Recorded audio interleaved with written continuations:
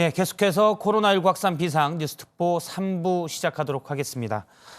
먼저 새로 나온 소식들을 점검하겠습니다. 조금 전에 발표가 됐는데요. 오늘 오후 4시 현재 확진자는 6,088명, 6,088명입니다. 새로 나타나는 확진자가 조금씩 줄어드는 추세도 보이는데 방역당국은 지금 방심해서는 안 된다는 분위기입니다. 새로운 전파 위험이 나타나고 있다는 건데요. 먼저 현장 취재 기자를 연결해 보겠습니다. 강버들 기자가 연결돼 있는데요. 강 기자, 먼저 새로 나온 확진자 현황을 좀 정리해 보죠.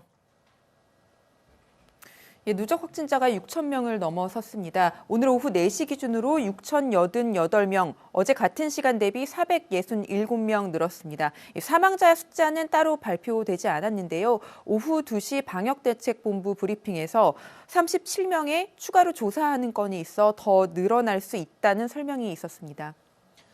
예, 0시 기준으로 보면 하루 사이에 한 430여 명 늘었으니까 전날과 비교하면 그러니까 500명 밑으로 내려간 거는 엿새 만인 것 같습니다. 격리 해제된 사람들도 꽤 늘었다고요? 예, 대구 신천지 교인 중 유증상자에 대한 조사가 마무리돼서 이 추가 확진자, 신규 확진자가 줄었다는 설명입니다. 이런 추세가 앞으로도 이어질 수 있다는 예측도 있었습니다. 격리 해제된 사람은 하루 사이에 47명 늘어난 88명입니다. 이 사람들은 다 PCR 검사에서 음성 판정을 받은 사람들인데요. 이 격리 해제 기준이 좀 바뀌었습니다. 이제는 검사가 없어도 일단 열이 나지 않고 발병한 지 3주가 지나면 격리를 해제할 수 있습니다. 이 때문에 확정 판정이 늘어난 때로부터 3주가 지나는 시점이 오면 격리 해제자도 빠르게 늘어날 수 있는 겁니다. 그런데 권준욱 방대본 부본부장은 숫자에 의미를 두기 어려운 상황이다. 방심해서는 안 된다고 얘기했습니다. 예, 방역대책본부에서 방심할 수 없다고 하는 이유, 그 배경은 뭡니까? 예, 권 부본부장은 중심 증폭 집단, 그러니까 신천지 대구 교인들입니다. 이 사람들로부터 어떤 경로를 통해서 외부로 이미 다리가 놓여졌기 때문에 또 다른 증폭 집단이 만들어질 수 있다고 했습니다. 실제로 수도권을 중심으로 역학조사를 해도 감염 경로를 알 수 없는 사례가 나오고 있고요. 34명이 추가 확진된 봉화군 푸른 요양병원처럼 밀폐된 요양시설에서의 집단 발병이 이어지고 있습니다. 확진자가 급증해 특별관리지역으로 지정된 경북 경산시에서 다른 지역으로 전파되는 것도 상당히 우려하고 있었습니다. 또 각국에서 전파가 이어지는 것도 문제로 언급했습니다. 예, 사실 지금도 보면 한 확진자 또는 몇 명의 확진자로부터 수백 수천 명까지 늘어난 상황이어서 역시 방심할 수는 없는 상황인 것 같습니다. 특별관리지역이 된 경산시, 무더기로 확진자가 나온 이 봉화군에서는 어떤 조치가 이루어지고 있습니까? 경산시는 대구와 가깝고 신천지 교인들이 많은 곳입니다. 우선 경산시 신천지 신도 중 31번 확진자와 접촉한 543명을 자가격리하고 그중 유증상자부터 검사를 하고 있습니다. 봉화군 푸른 요양병원에 대해서는 역학조사가 진행 중입니다. 확진자 36명 중 나이가 많아 위험할 수 있는 26명은 병원으로 옮겨졌습니다. 예, 다른 나라 상황도 좀 짚어보죠. 다른 나라에서의 코로나19 유행도 위험 요소라는 건데 특별히 조치가 된 게 있습니까? 현재 이탈리아와 이란에서 전파가 늘고 있습니다. 방대본은 의료기관에서 진료를 할 때 이 두 나라에 다녀왔는지를 확인할 수 있게 조치했습니다. 또 추가적인 조치가 필요한지도 계속 논의하고 있습니다. 지금까지 중앙재난안전대책본부에서 JTBC 강버들입니다. 예, 이어서 확진자가 여전히 가장 많이 나오고 있는 지역이죠. 대구시청을 연결해서 대구와 경북 상황 알아보겠습니다. 김지성 기자가 연결되는데요. 김 기자, 오후에 이 지역에서 추가로 확진자 한 명이 사망했다는 소식이 들어왔습니다. 이 소식부터 짚어보죠.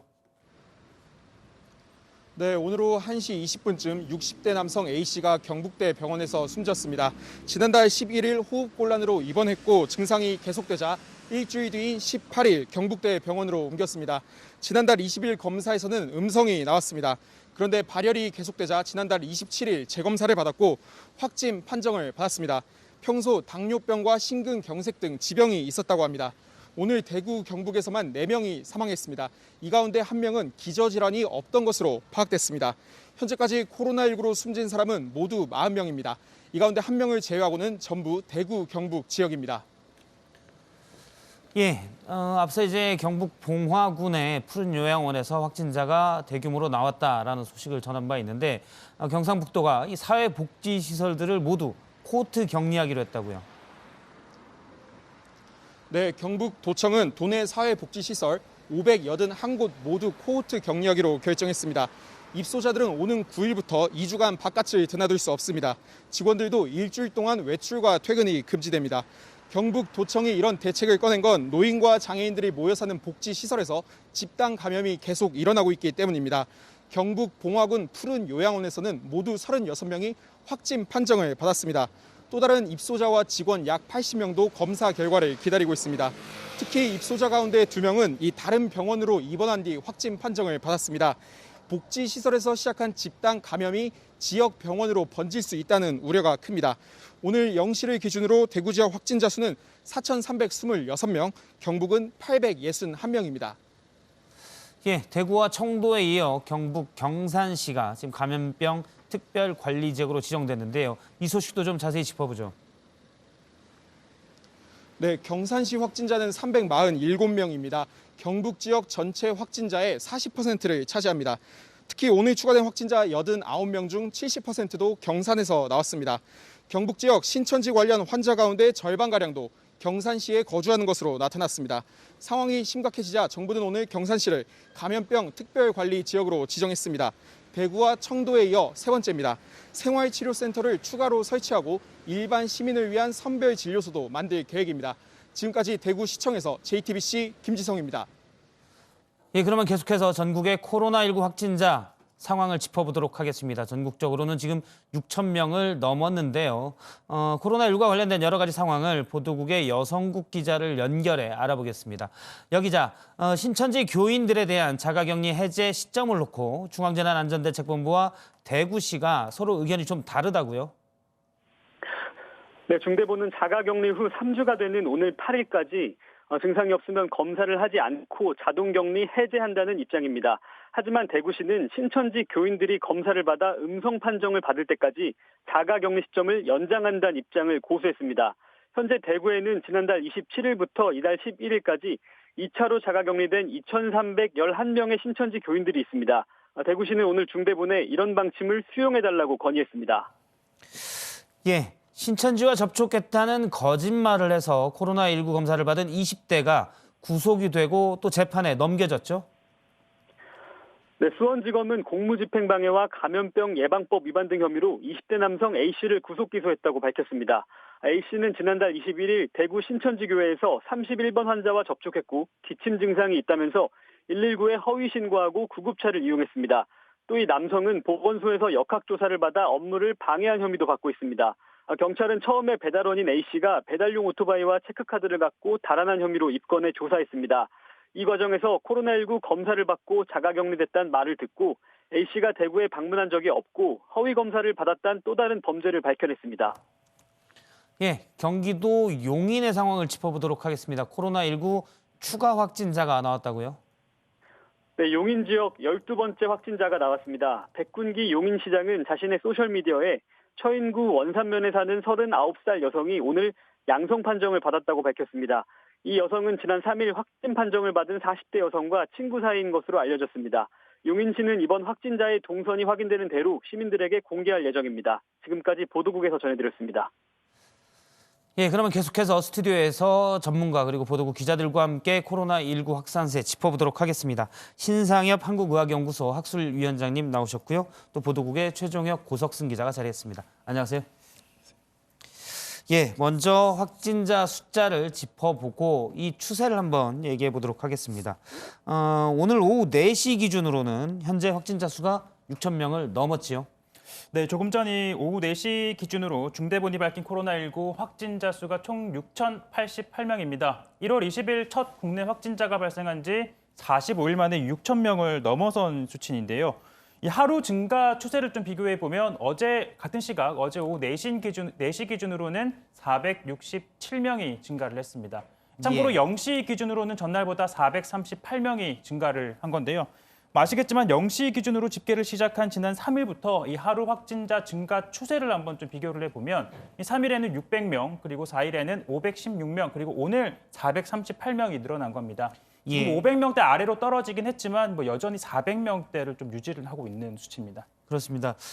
지금 0시 기준이 좀 복잡할 수 있기 때문에 정리를 해보면 0시 기준으로, 그러니까 전날 0시부터 오늘 0시까지의 기준으로 질병관리본부가, 방역대책본부가 오전 9시에 발표를 하고요. 그다음에 그 이후에 있었던 확진자들에서 오후 4시에 발표하지 않습니까? 일단 0시 기준으로 하면 매일매일 일간 추가된 확진자를 알 수 있는데, 일단 어제, 그러니까 하루 동안 이런 확인된 확진자는 438명이었습니다. 그런데 또 오늘 이제 4시까지 추가된 확진자가 322명이어서 이것만 보면 꽤 일단 적진 않다 볼 수가 있을 것 같습니다. 일단 최초에 그 일 단위로 계산을 한 수치가 600명 늘어났었는데 그것과 비교를 하자면 다소 좀 줄어든 추세이긴 하지만 여전히 좀 400명대를 좀 유지하고 있기 때문에 이게 예. 뭐 적다 많다를 현재로서는 단정짓기는 좀 어려울 것으로 보입니다. 알겠습니다. 경북 지역의 확진자가 여전히 빠르게 늘고 있습니다. 특히 이제 경북 경산시, 대구시와 붙어 있는 곳인데요. 정부가 이곳을 감염병 특별관리구역으로 지정을 했다고요? 네, 오늘 오전 정세균 국무총리가 주재한 이 중대본 회의에서 결정이 된 건데요. 이 대구와 경북 청도에 이어 경산이 세 번째로 이 특별관리지역으로 관리를 하기로 결정을 한 겁니다. 지금 경산에서 발생한 총 확진자 오늘 0시 기준으로 347명입니다. 이 수치는 이 경북 지역의 총 확진자 861명 가운데 40%에 달하는 수치고요. 자, 중대본은 경산 지역 내 코로나19 확산을 통제하고 또 경북 지역, 다른 경북 지역으로 번지는 것을 방지하기 위해 경산을 이 새롭게 특별관리 지역으로 추가하기로 했다라고 설명을 합니다. 예, 특별관리 지역이 되면 혹시 뭐가 달라지는 게 있습니까? 사실 이 특별관리 지역이라는 건 법적인 용어는 아닙니다. 예. 법적인 용어는 아니고 이 행정상의 관리를 하기 위한 명칭입니다. 자, 정부가 특별히 해당 지역에 대해 방역을 강화해서 이 통상적인 수준보다 좀 더 강한 조치와 지원을 한다는 의미인데요. 지금 경산은 사실상 대구에 붙어 있기 때문에 인구 10만 명당 확진자 수로 보면 대구 다음으로 많기 때문에 아무래도 주변 지역으로 더 번지거나 이 경산 내에서 확산되는 걸 좀 방지하기 위한 차원으로 해석이 됩니다. 예, 알겠습니다. 지금 경북에서 우려되는 부분이 또 한 부분이 있습니다. 경북 봉화군인데요. 노인 의료 복지시설 요양원에서 상당한 규모의 확진자가 나왔습니다. 네, 경북 말씀하신 것처럼 봉화군에 있는 노인 의료 복지 시설입니다. 이 푸른 요양원이라는 곳인데요. 예. 지금 입소자와 종사자가 112명에 대한 검체를 의뢰해서 지금 34명, 34명이 확진 판정을 받았습니다. 앞서 확진 판정을 받은 2명을 더하면 모두 36명이 이 요양원에서 확진 판정을 받은 겁니다. 정부도 집단 내 감염 예방을 좀 철저히 당부를 했는데요. 한번 들어보시죠. 전국적인 발생 상황을 보면 69.4%가 집단 발생과 연관이 있는 것으로 나타났습니다.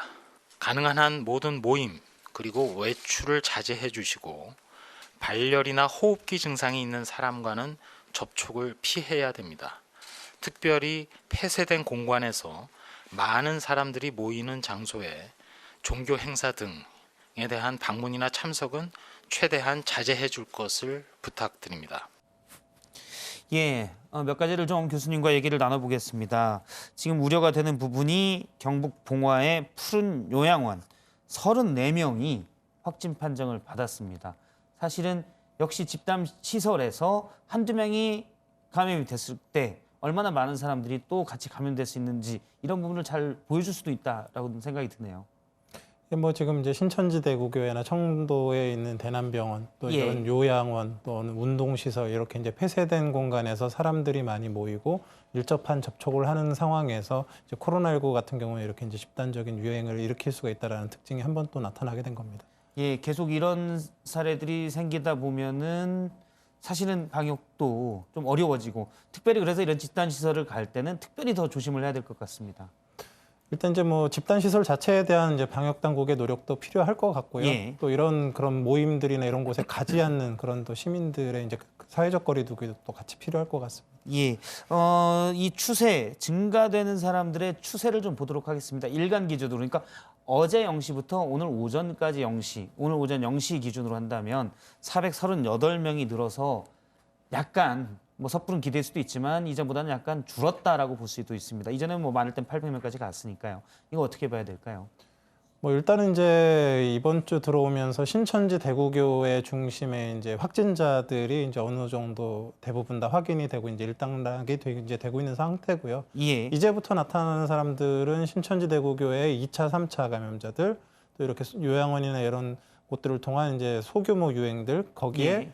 이제 아직 감염 경로를 알 수 없는 지역 사회의 산발적인 이런 것들이 이제 다 합쳐진 것들이기 때문에 이제부터 이제 진짜라고 볼 수 있습니다. 정말 이 감염이 우리나라에서 이제 통제가 될 수 있느냐 안 되느냐 이제 볼 수 있는 그런 그 가늠세가 이제 앞으로 1, 2주간의 환자 추이를 보면서 이제 확인을 할 수 있을 것 같습니다. 저희가 지금 그래픽으로 코로나19의 각 하루별 신규 확진자 추이를 보고 있는데요. 29일이 가장 많아서 900명이 넘었고요. 이때 이제 신천지 교인들, 그중에서 증상이 있는 사람들을 대상으로 집중적으로 검사가 이루어지면서 확진자가 좀 빠르게 늘었는데요. 지금 오늘 0시 기준까지는 500명대 500명 이하로 다시 엿새 만에 낮아졌습니다. 이걸 한 얼마 정도가 낮아져야 이제 진정세가 되겠구나라고 우리가 판단할 수 있겠습니까? 그 이제 뭐 숫자로 보다기보다는 지금 이제 그래프가 이제 앞에서도 나오는데 예. 그 유행의 속도가 굉장히 중요합니다. 일단 이제 우리가 모르는 상태에서 한 번의 대규모 유행은 사실 모르는 상황에서 닥쳤지 않습니까? 이제 방역 당국에서 이를 인지하고 이제 모임 사회적 거리두기나 이런 모임 자제 등을 통한 이제 그 효과들이 이제 앞으로 이제 나타나게 될 텐데 그렇게 되면 결국은 확진자의 그 확진 커브가 급격하게 떨어지는 양상을 이제 보일 수가 예. 있고요. 그렇게 된다 그러면 이제 어느 정도 유행이 이제 수그러든다라고 이제 판단을 할 수가 있는데 앞으로 1, 2주를 좀 봐야 되는 상황이라고 봅니다. 예, 알겠습니다. 앞으로 1, 2주간의 확진자가 좀 급격히 떨어지는, 지금까지는 사실 확진자가 많이 늘었을 때 전문가분들이 많이 그런 얘기를 했습니다. 확진자가 많이 있을 수밖에 없는 집단을 대상으로 집중적인 검사가 이루어졌기 때문에 확진자가 늘었다고 했는데 이제는 이제 일반 시민들에 대한 검사들이 많이 이루어지고 있기 때문에 지금의 확진자 증가 추이를 잘 봐야 되겠군요. 알겠습니다. 사망자 얘기를 짚어보도록 하겠습니다. 최종혁 기자, 사망자도 오늘 조금 많이 늘었습니다. 네, 뭐 방금 말씀하셨듯이 뭐 확진자 추세, 뭐 숫자 자체도 중요하지만 더 좀 눈여겨봐야 할 대목은 예. 사망자의 수치, 뭐 추세로 보이는데요. 지금 정부가 발표한 공식적인 기준으로는 0시 기준으로 37명입니다. 오늘 37명 사망, 현재까지 37명이 사망한 것으로 되어 있고요. 다만 지자체별로 개별적으로 또 발표를 하고 있는데 이 대구 같은 경우에는 오늘 오전 한 병원에서 입원 중이던 70대 남성 확진 환자가 숨졌습니다. 평소 당뇨병을 앓은 것으로 확인이 됐고요. 이외에 오후에 한 명이 더 대구에서 숨졌다는 소식이 들어와 있습니다. 그리고 경북에서도 오전에 2명이 숨졌다라고 발표했는데요. 자, 이에 따라 정부 발표 37명에 더하면 모두 41명, 41명이 숨진 수치입니다. 자, 이렇게 확진 판정을 경북 같은 경우에는 확진 판정을 받고 이 안동의료원에 입원 중이던 80대 여성과 남성 각각 한 명인데 자, 경상북도에 따르면 여성은 신부전, 뇌경색 등 기저질환을 앓고 있었지만 남성은 별다른 기저질환은 없었다고 합니다. 예, 고령이긴 하지만 별다른 기저질환은 없었다는 건데요.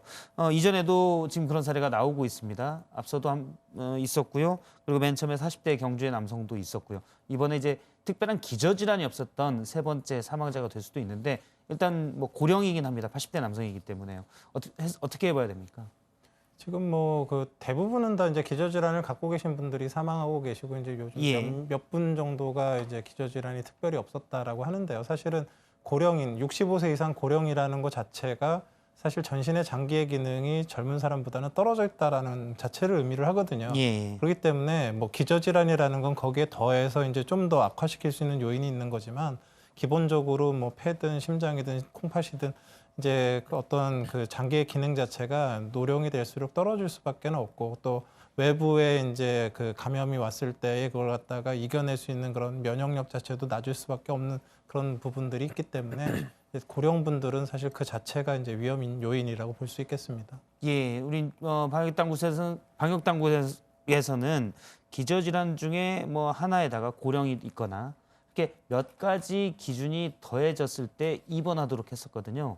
지금 말씀하신 대로 고령 자체가 위험군이고 특히 이분 같은 경우는 80대였기 때문에 더 다른 뭐 기본적인 원기가 더 떨어질 수가 있었기 때문에 이런 기준도 좀 보다 더 바뀌어야 되지 않나 이런 생각도 듭니다. 지금 그 입원 기준 자체가요. 그 예. 65세 이상 고령 자체가 이제 위험 인자로 들어가고요. 예. 그 외에 뭐 이제 만성 뭐 심폐 기능이 좀 안 좋으신 분들, 뭐 당뇨병, 고혈압, 암 있고 이런 분들 같은 경우에도 이제 기저질환이 있는 분들, 그래서 이게 고령이거나 기저질환이 있는 분들을 이제 중증으로 분리를 해서 예. 이제 입원 치료를 하는 방식으로 이렇게 다 이렇게 되어 예. 있는 상태라서 이제 고령 분들도 이제 입원 치료를 아마 계속 하시게 될 것 같습니다. 예. 지금 고령자 중에는 병상이 없어서 일단 우선순위에서 고령의 기저질환 없었으면 밀렸다고 했는데 일단 이 부분도 대책이 필요한 부분으로 보입니다. 그러면 시민들이 가장 불편했던 부분입니다. 마스크인데 오늘 정부가 대책을 내놨습니다. 마스크를 사려고 긴 줄을 만들었었고요. 마스크 사려는 줄 때문에 오히려 더 감염 위험이 있다. 이런 지적도 있었는데 오부제로 마스크를 공급하기로 정부가 대책을 내놨습니다. 고석승 기자 이 부분 짚어보도록 하죠. 일단 핵심은 구매 제한입니다. 신분증 확인을 거쳐서 일주일에 1인당 2장씩만 살 수 있도록 제한됩니다.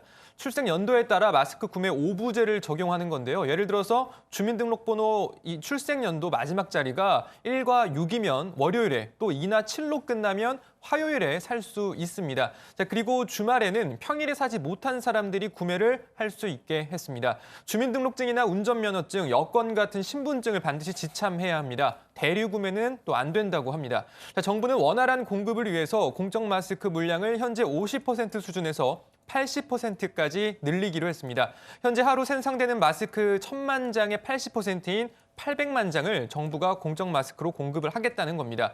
정부는 또 마스크 생산량도 늘려서 한 달 이내에 마스크 생산량을 1,400만 장 내외로 끌어올릴 예정입니다. 또 현행 10% 이내에서 허용됐던 수출은 아예 금지했습니다. 예, 지금 잠시 저걸 보도록 하죠. 다시 한번 앞서 이제 그 오부제 그래픽을 좀 띄워주시겠습니까? 생년 기준으로 해서 1이나 6으로 끝나면 월요일. 그렇습니다. 예를 들어서 뭐 7이나 2로 끝나면 화요일 이렇게 되는군요. 만약 그때 못 구한 분들은 주말에 가면 아무 때나 구할 수가 있다라는 거고요. 그런데 앞서 보면 1인당 2장이라고 하지 않았습니까? 그렇습니다. 예. 그러면 매일 한 장씩은 못 쓴다는 얘기 아닌가요?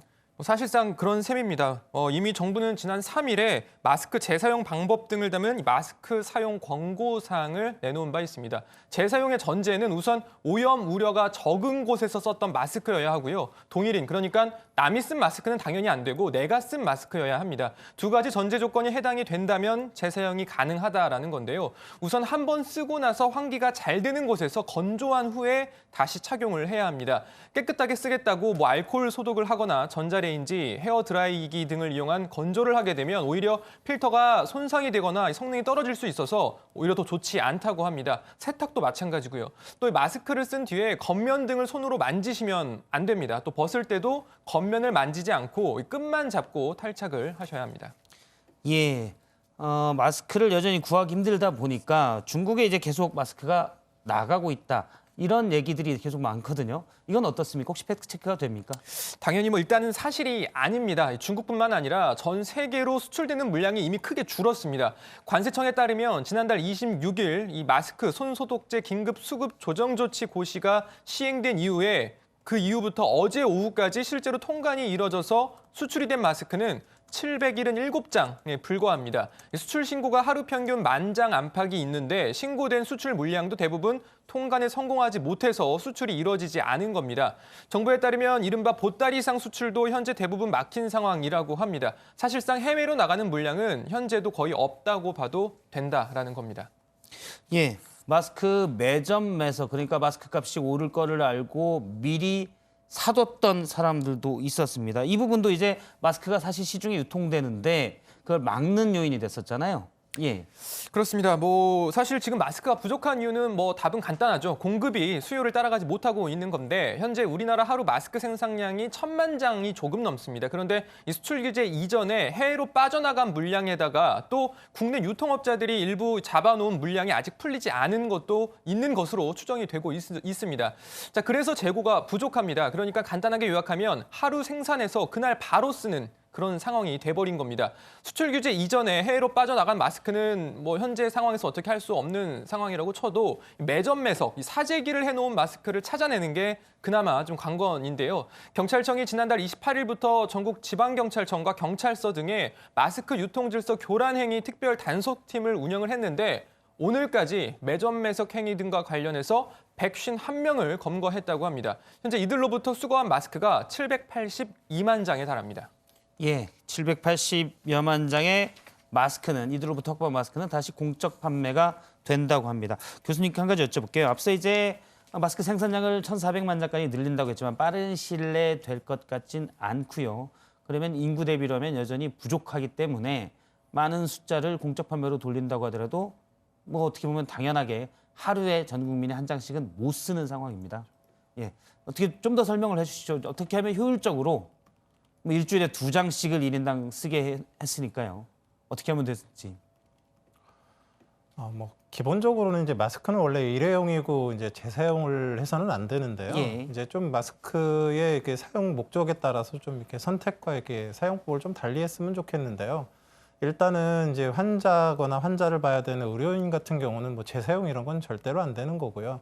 KF54나 N95 이상의 이제 굉장히 방역용 마스크를 사용을 해서 이제 사용을 해야 되고 8시간 이상 사용하면 대부분 축축해지고 그 필터의 성능이 떨어지기 때문에 예. 절대 재사용하면 안 됩니다. 근데 대부분의 사람들은 이제 뭐 그런 의료인이나 이런 환자분들이 아니라 건강을 위해서 이제 사용하시는 분들이지 않습니까? 근데 예. 그런 경우 같은 경우는 이제 코로나19가 호흡기 비말과 이제 접촉에 의해서 감염이 되는데 호흡기 비말을 직접 맞을 가능성은 대부분 이제 일상생활에서는 별로 없고 접촉을 막는 이제 그런 효과가 있거든요, 마스크가. 그래서 뭔가 이렇게 쓰고 있으면 그 손이 이제 코나 입으로 와서 닿는 그런 상황들을 좀 줄여줄 수도 있고 그리고 이제 혹시 이제 뭐 호흡기 비말이 있더라 그래도 그 압력이 세지 않으면 대부분 겉 표면에 묻기 때문에 어느 정도 예. 방어 효과를 또 이제 누릴 수가 있거든요. 그래서 어쩔 수 없는 경우 이제 마스크가 없다라 그러면 이제 안 쓰는 것보다는 재사용을 하는 게 맞는데요.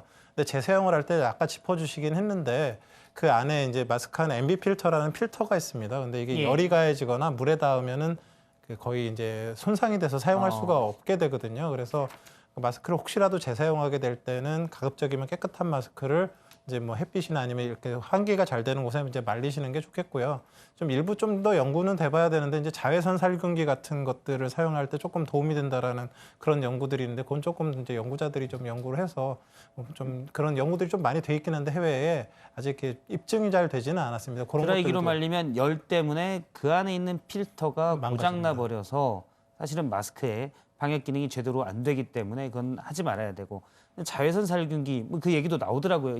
이건 괜찮다는 얘기가 나오는데 그건 아직 확실히 검증되지는 않았다는 말씀이시죠. 확실한 검증은 잘 안 됐는데 효과가 있을 수 있습니다. 그래서 뭐 그런 정도까지는 이제 앞으로 좀 고려를 해볼 만하고요. 근데 사실은 마스크는 쓰는 것보다 벗는 게 훨씬 더 중요합니다. 예. 왜냐하면 마스크를 쓰게 되면 이 겉표면에는 이제 뭐 밖에 뭐 바이러스도 있을 수 있고 이물질들이 많이 묻어 있고 또 안쪽에는 이제 본인의 뭐 침이나 이런 걸로 해서 이제 축축해지면서 이제 그 안에 또 침 안에는 굉장히 많은 세균이 있기 때문에 오염이 되게 됩니다. 근데 벗을 때 이 마스크를 갖다가 앞부분을 이렇게 잡고 벗게 되면 이제 이런 바깥에 붙어 있는 것들이 내 손에 와서 결국은 또 오염이 될 수 있기 때문에 반드시 벗을 때 그 귀고리 부분을 사용해서 벗고 예. 잘 버리든지 이제 하시는 것들이 더 중요하다고 생각이 됩니다. 사실 마스크를 또 잘 쓰려면 저 같은 경우도 그런 경우가 종종 있는데 이 노즈 클립이라고 하나요? 코에 붙는 부분을 그쪽을 자꾸 이렇게 대게 되거든요.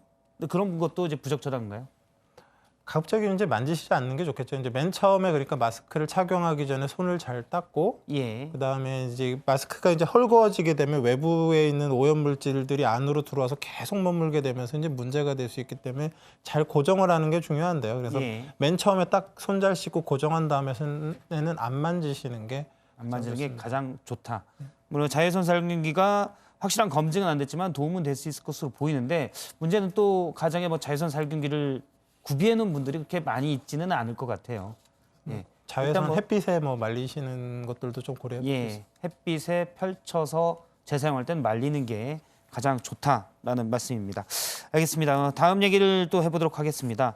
지금 지역별 확진자를 보면 대구, 경북이 가장 많습니다. 거의 집중인데요. 그런데 오늘 0시 기준으로 서울도 100명을 넘어섰습니다.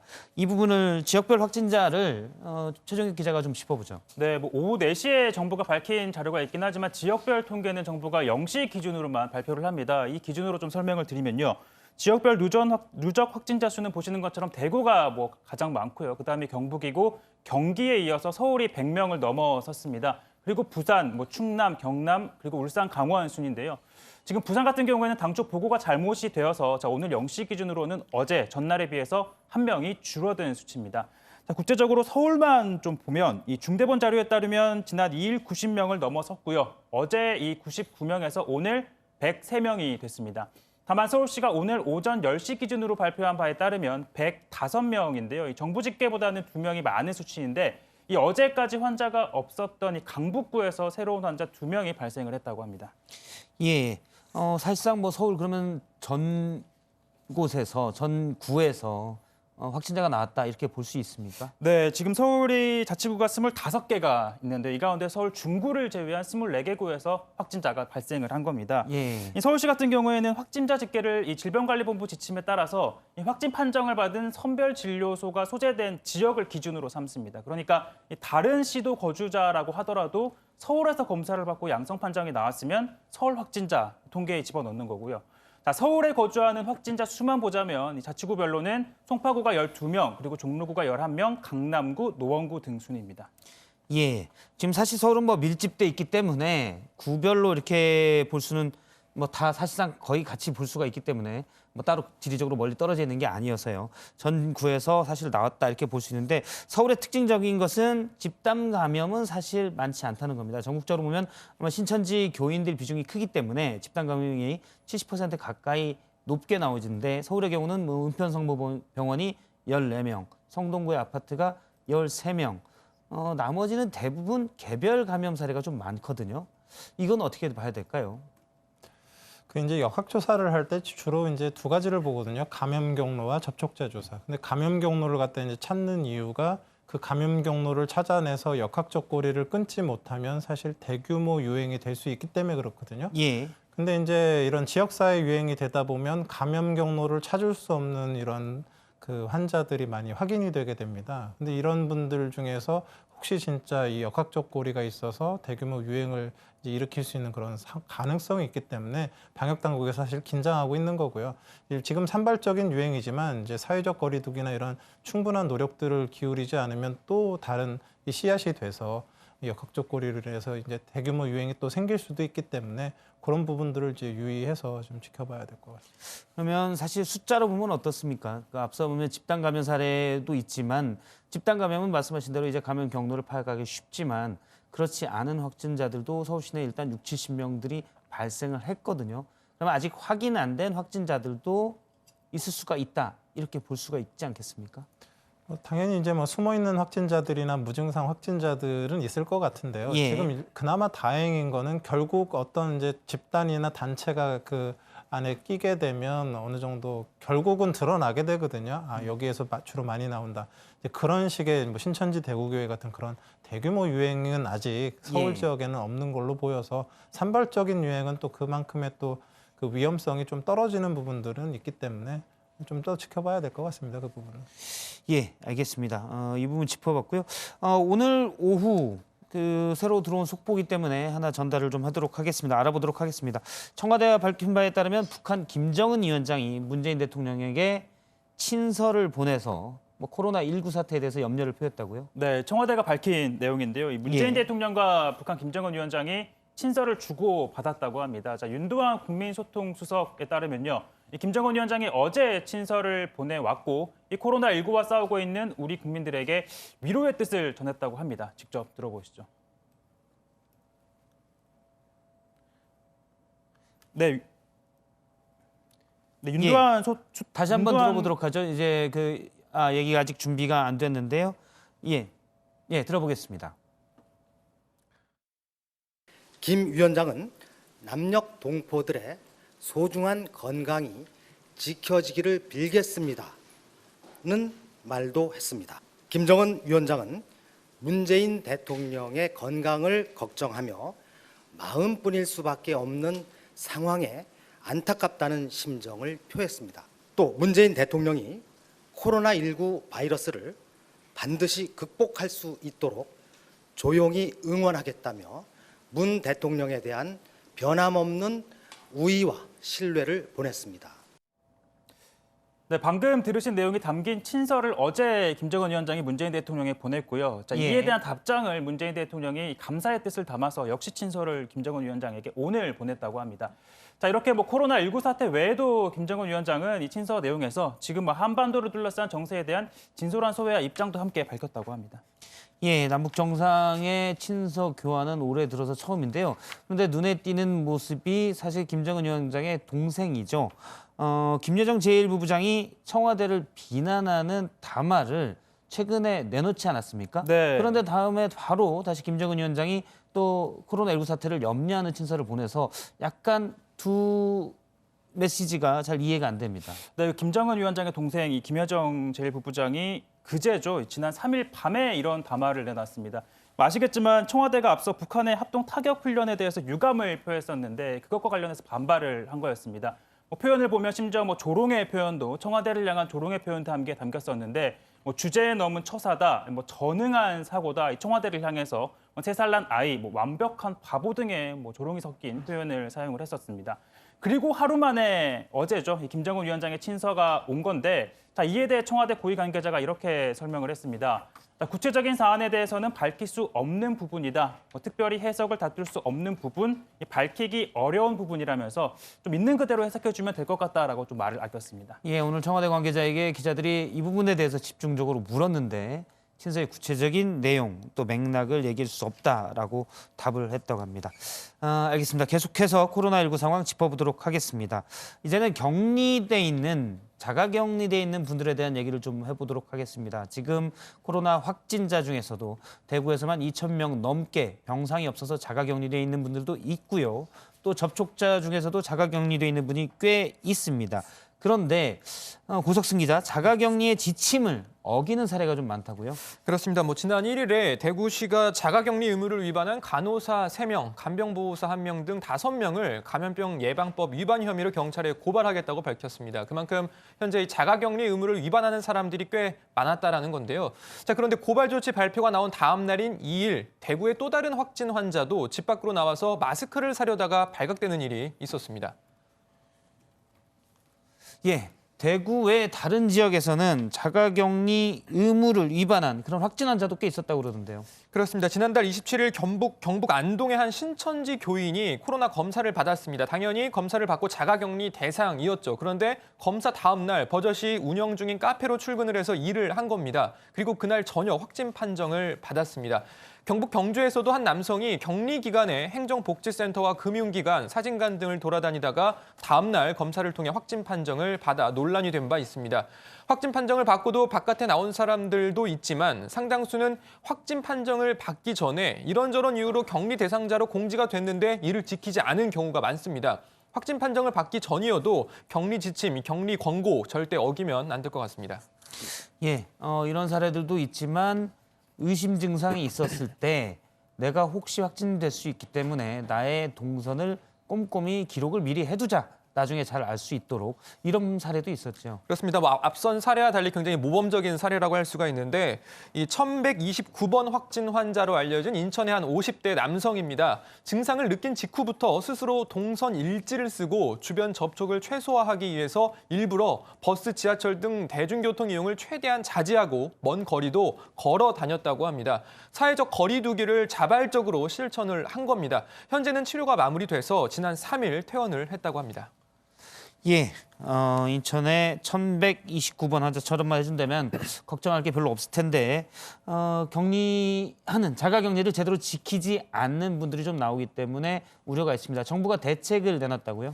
네, 행정안전부가 자가격리자 안전보호 앱이라는 걸 개발을 했습니다. 그래서 오는 7일부터 전국의 자가격리자들을 대상으로 서비스에 들어간다고 하는데요. 오전과 오후 한 차례씩 정해진 시간에 푸시 알람이 울리면 격리자는 발열, 기침, 인후통 등 증상 유무를 자가 진단한 뒤에 항목별로 예 또는 아니오를 체크해 전송을 하게 되는 겁니다. 또 GPS 위치 정보 시스템을 활용해서 자가격리자가 격리 장소에서 이탈을 할 경우에 벗어날 경우에 격리자와 또 관리자의 앱에서 함께 경보음이 울리도록 해놨습니다. GPS를 꺼놓아도 역시 경보음이 울리게 됩니다. 격리자 관리도 하고 매일 스스로 모니터링을 해서 체크할 수 있는 시스템도 되지만 강제 사용이 또 아니어서 어떻게 보면 또 한계가 있습니다. 역시 가장 중요한 건 이 격리자 스스로 타인과 자신을 위해서라도 격리 지침을 잘 지켜줘야 한다는 겁니다.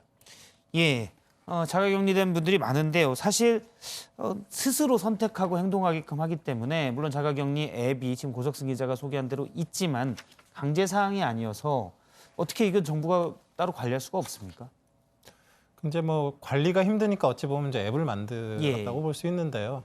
이제 자가관리 앱은 뭐 이제 격리를 얼마나 잘하냐 뭐 이런 감시 기능 뭐 이런 것들도 사실 뭐 중요하다고 생각되지만 사실 더 중요한 게 그 앱에 보면은 담당자와 연락할 수 있는 것들이 이게 잘 돼 있습니다. 그래서 알람도 울리게 되고 그래서 이제 혹시라도 자가격리 상황에서 뭐 혹시 증상이 생기거나 뭔가 이제 위급한 상황이 생겼을 때 보다 좀 원활하게 그 방역 당국과 소통할 수 있는 그런 또 하나의 채널이 생겼다고도 볼 수 있기 때문에 그런 부분에 있어서는 긍정적이라고 볼 수 있습니다. 사실 그러면 자가격리된 분들은 본인의 위치 문제도 있지만 본인의 건강을 하루에 2번씩 모니터링을 해서 체크를 하기 때문에 그걸 위해서도 그 앱을 좀 적극적으로 사용하는 게 좋겠군요. 네, 그렇죠. 예, 알겠습니다. 그러면 다음 이 코로나19 사실 신종 바이러스이기 때문에 아직 확인되지 않고 대응할 수 없는 부분도 좀 많습니다. 이 부분에 대해서 알아보도록 하겠습니다. 홍콩의 반려견이 코로나19 검사에서 양성 판정을 받았습니다. 이전에도 그 반려동물에서 코로나19 바이러스가 검출된 적이 있는데 이번에는 양성으로 코로나 방역 당국이 판정을 했습니다.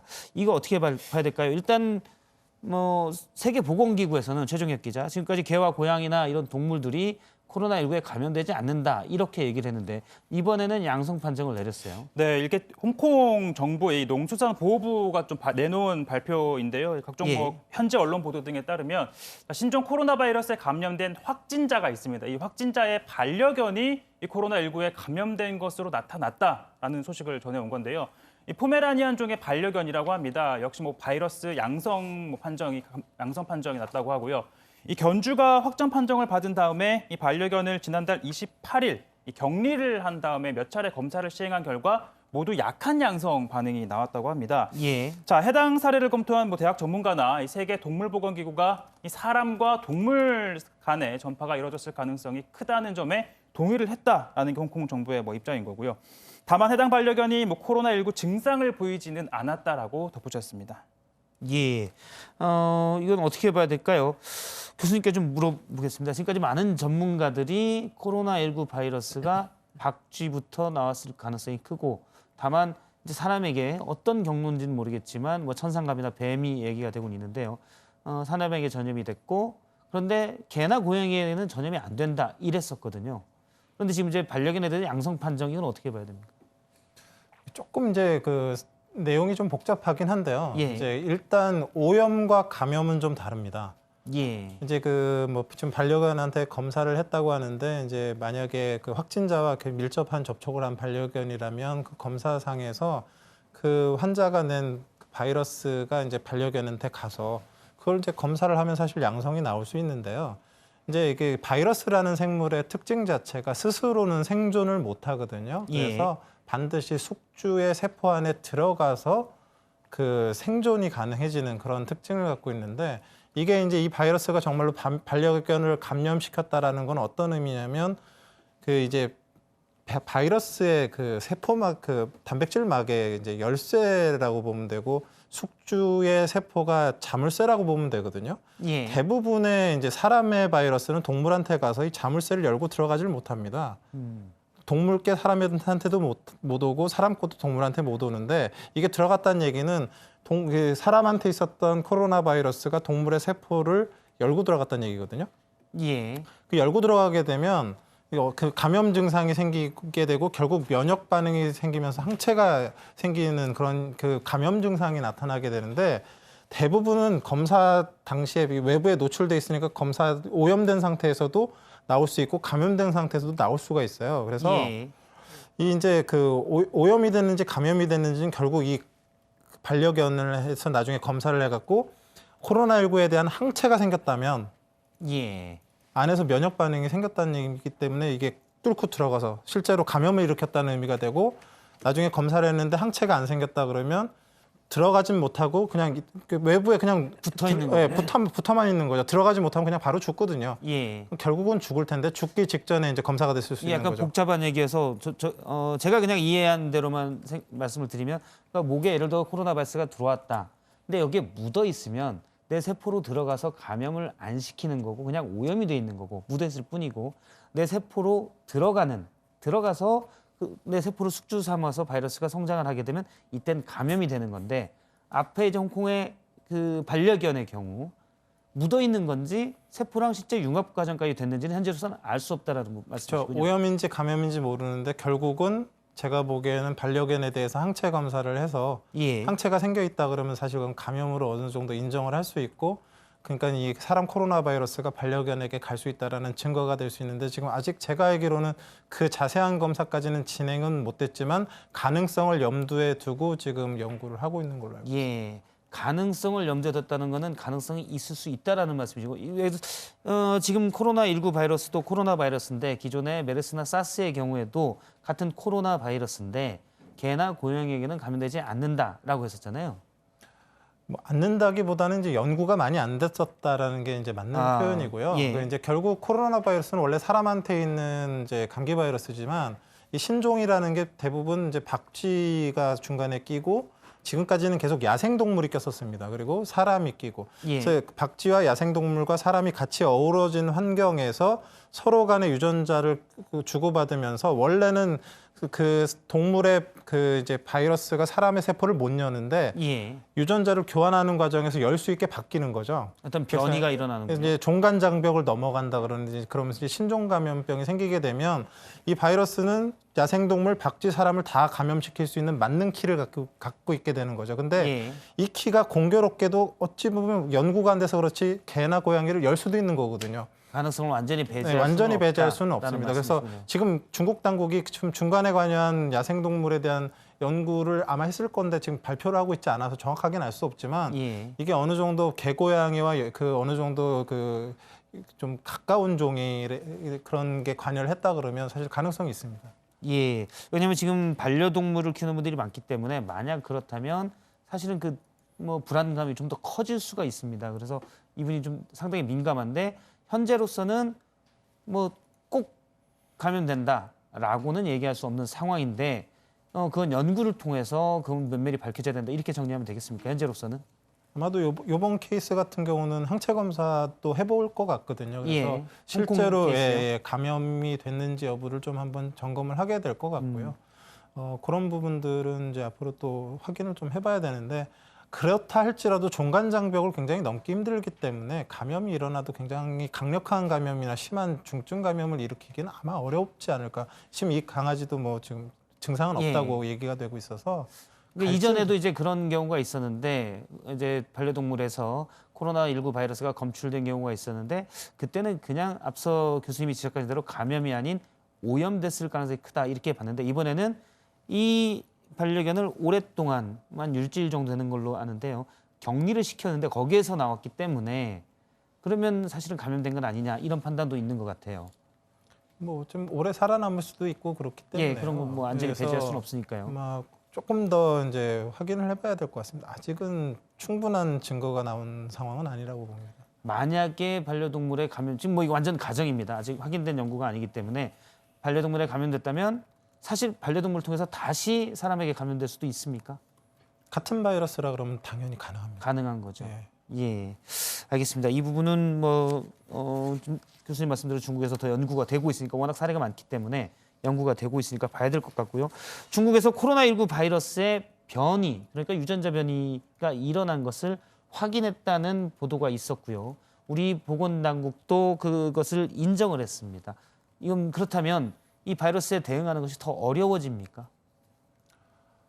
뭐 꼭 그렇다고 보기는 어렵는데요. 예. 그 이제 이 코로나 바이러스가 29,800개의 염기 서열을 갖고 있는 이제 바이러스인데 예. 우리나라에서도 이제 환자에서 나온 그 바이러스를 이제 WHO에는 한 23개국에서 나온 그 바이러스의 유전자 전체 그 염기 서열을 가지고 있어서 비교를 해봤더니 뭐 중국이나 다른 나라 거랑 비교했는데 29만 8천 개 중에서 한 8개, 9개 정도밖에 차이가 안 났다고 해서 아직까지는 이제 유전자 변이가 없다라는 걸 발표한 적이 있었습니다.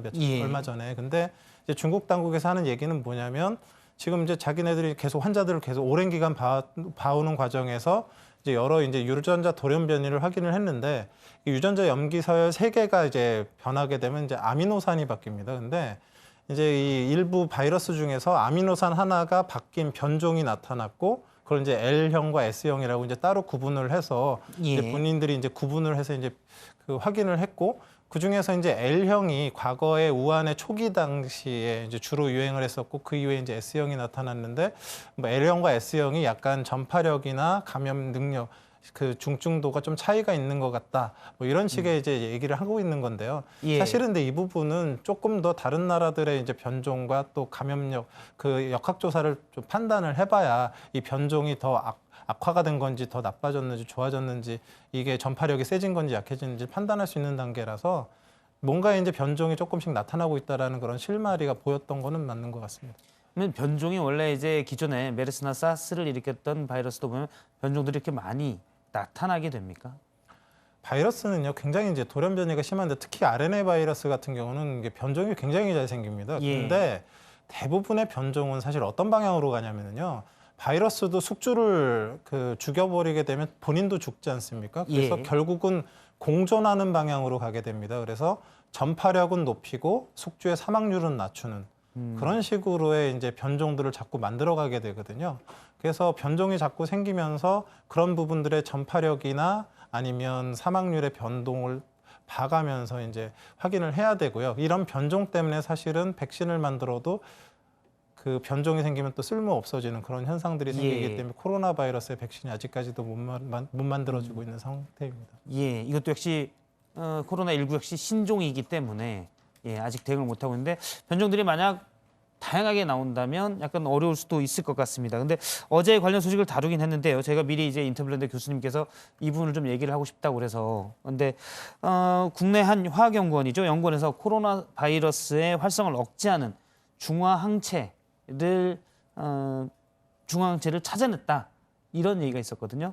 여기 대해서 좀 하실 말씀이 있으시다고 그래서 할 말씀이 있다기보다는요. 이제 좀 나름 이제 중요한 얘기인데 이제 그 시청자분들이 이해하기가 좀 어려운 부분들이 있어서 설명을 해드린다 그러면요.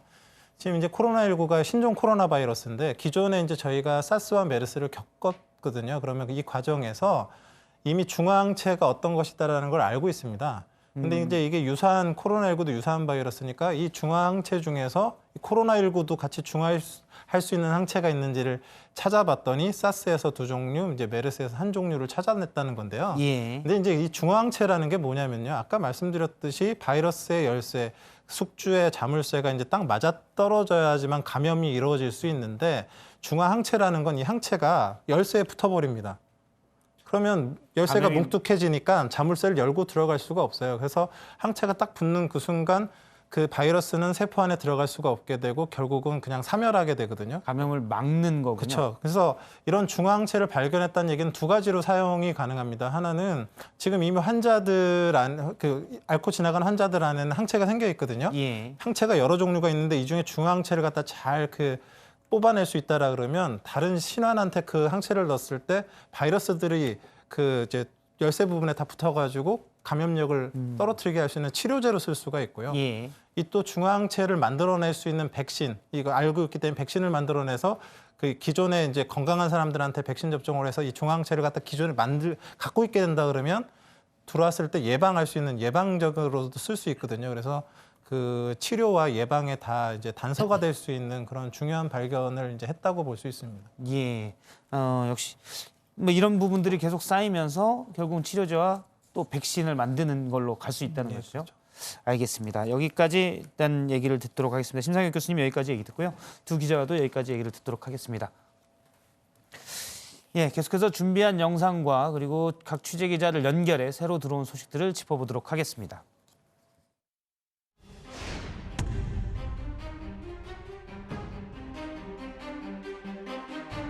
경산시 내의 코로나19를 통제하고 여타, 경북 지역으로 확산되는 것을 방지하기 위하여 경산시를 감염병 특별관리 지역으로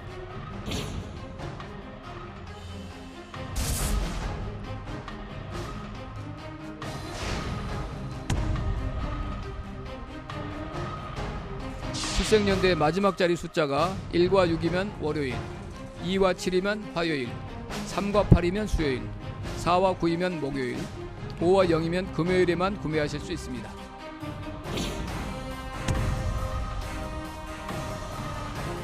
이번 추가 경정 예산안이 확정되는 대로 신속히 집행하여 코로나19 사태를 조속히 종식시키고 경제 활성화와 민생 안정에 최선을 다하겠습니다. 예, 다시 현장 취재 기자를 연결해 보겠습니다. 먼저 중앙재난안전대책본부를 연결하겠습니다. 강버들 기자가 나가 있는데요. 강 기자, 오늘 오전부터 신천지 본부에 대한 행정조사가 진행이 됐습니다. 이 조사는 지금 마무리가 됐습니까? 예, 조금 전에 확인이 됐는데요. 오전 11시부터 시작된 조사는 오후 5시쯤 끝났습니다. 신천지 교인 명단과 직업군 등의 자료를 확보했다고 합니다. 내일부터 대검찰청에서 이 자료들을 포렌식합니다. 포렌식을 하게 되면 만에 하나 위조 시도를 했는지 등도 확인이 가능할 걸로 보입니다. 예, 그간 중수본에서는 지자체들이 명단의 신뢰성에 의문을 제기해도 뭐 이런저런 사정을 감안하면 설명이 가능한 부분이다 이렇게 얘기를 했었는데 갑자기 오늘 이루어진 행정조사의 배경은 뭡니까? 예, 그렇습니다. 지자체가 자체적으로 확보한 명단과 이 신천지에게서 중대본이 받아 지자체에 내려준 명단의 차이에 대해서는 주소지의 차이라거나 미성년자에 대한 정보는 내려보내지 않았다는 등의 설명을 해왔습니다. 오늘 브리핑 내용을 종합해보면 명단의 신뢰도를 의심할 만한 다른 특별한 사정이 생겨서 행정조사를 한 건 아닌 듯합니다. 집단 감염의 경로를 확인하기 위해 필요한 정보가 있다고 보여지는데요. 권준욱 방대본 부본부장은 브리핑에서 단순 명단이 아니라 그날 예배 혹은 같은 날이라도 몇 시 예배에 누가 참석했는지 행태를 파악할 자료가 필요하다고 말했습니다. 예배별 참석자 명단 역시 오늘 행정조사에서 확보한 걸로 확인됐습니다. 예, 일부에서는 이제 예배에 참석한 신천지 교인이 확진자로 나왔는데 참석 명단에는 신천지 측이 제공한 명단은 없었다 이런 보도도 나왔었는데요. 이런 부분도 이번 행정조사를 통해서 다 확인이 될 것으로 보입니다. 일부에서는 검찰에서 압수수색을 해야 한다 이런 얘기도 나왔었는데 일단은 행정조사가 이루어졌습니다. 중대본과 검찰이 이 부분도 혹시 협의를 한 겁니까? 검찰과 중대본이 계속 협의를 했습니다. 중대본은 검찰에 정확한 정보 확인이 방역 업무의 만전을 기하는 데 도움이 될 것으로 판단한다는 의견을 냈다는 게 김강립 복지부 차관의 설명입니다. 협의 중에 먼저 행정조사를 하기로 했다는 거고요. 강제 조치에 대한 판단은 수사당국의 몫이라고 김 차관이 말했습니다. 예, 지금 많은 사람들이 궁금해하는 게 신천지 대구교회에서 대규모 집단 감염이 일어났는데 그 첫 번째 경로가 어디냐입니다. 혹시 이 부분에 대해서 구체적으로 파악되는 것들이 좀 나왔습니까? 아직까지는 없습니다. 우한에 다녀온 것으로 확인된 교인 2명은 발병 시기 등을 고려할 때 최초 감염원으로 보기 어렵다는 게 현재까지의 판단입니다. 다만 이 중 한 명에 대해서는 조사가 아직 마무리되지 않았다고 했고요. 받은 출입국 기록 절반 정도에 대해서는 추가로 개인정보를 요청한 상황이라고 합니다. 지금까지 중앙재난안전대책본부에서 JTBC 강버들입니다. 예, 계속해서 전국의 코로나19 확진자 현황을 좀 짚어보도록 하겠습니다. 전국적으로는 6천 명을 넘어섰고요. 사망자는 모두 41명이 됐습니다. 보도국의 여성국 기자를 연결해서 몇 가지를 짚어보도록 하겠습니다. 자, 대구 경북에서 사망자 6명이 추가로 나온 건데요. 관련 소식부터 정리를 해보죠. 네, 대구시와 경북도 등에 따르면 사망자 1명은 77세 남성으로 4일 확진 판정을 받았고 평소 당뇨병을 앓았습니다.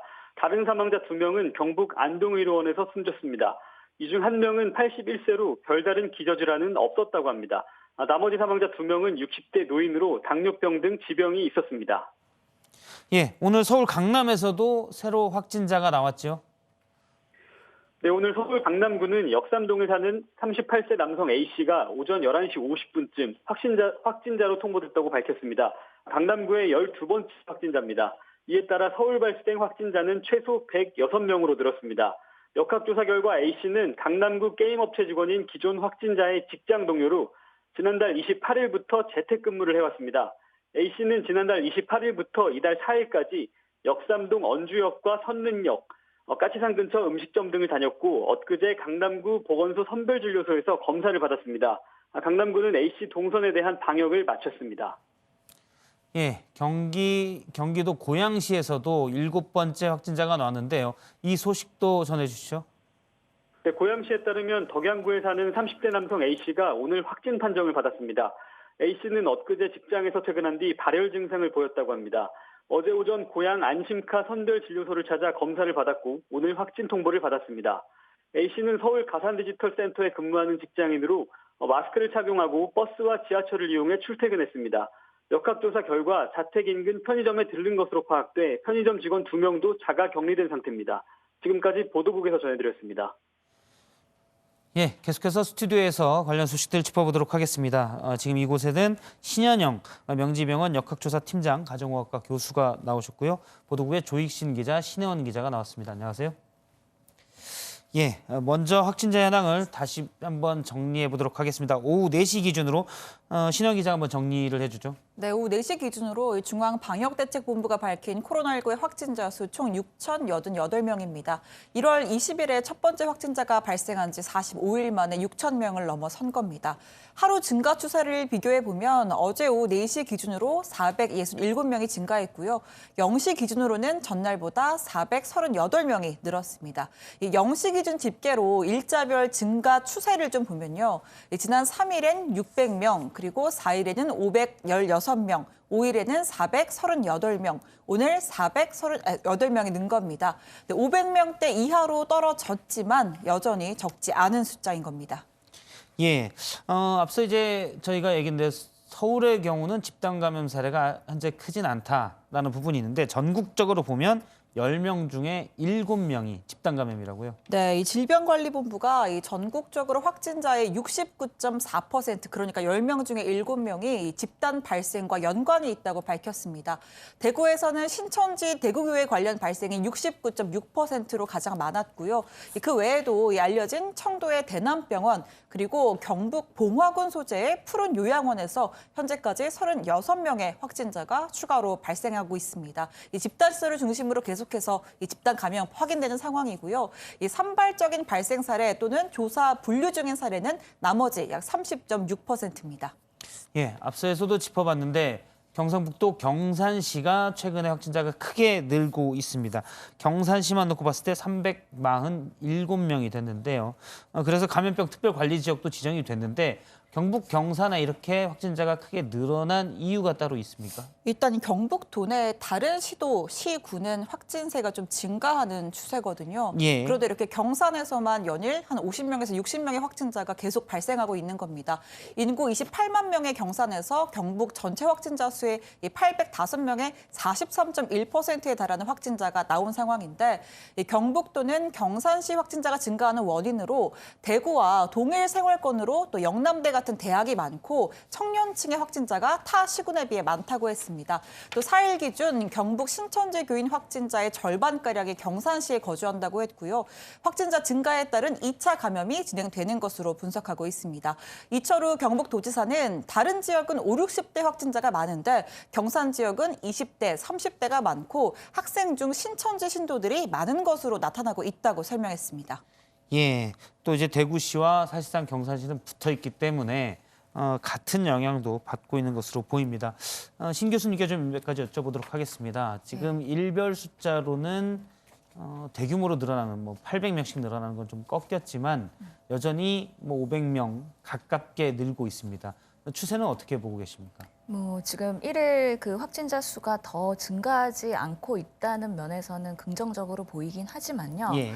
아직까지는 안정세다 아니면 감소하고 있다라고 전망할 수는 없을 것 같고요. 예. 앞으로 또 어느 지역에서 집단 그런 발병이 있을 수 있는지 모르기 때문에 항상 가능성이 열려 있지 않습니까? 예. 그렇기 때문에 조금 더 추이를 봐야 된다. 그리고 저희 의료계 입장에서는 그런 신천지 같은 대구 경북 사태가 다른 지역에서 발생할 가능성이 배제할 수 없기 때문에요. 항상 그거에 대비를 하면서 전국 확산에 대한 가능성을 항상 열어놓고 있는 상황입니다. 뭐 전혀 안심할 수는 없는 상황이다라는 그렇죠. 말씀이시죠.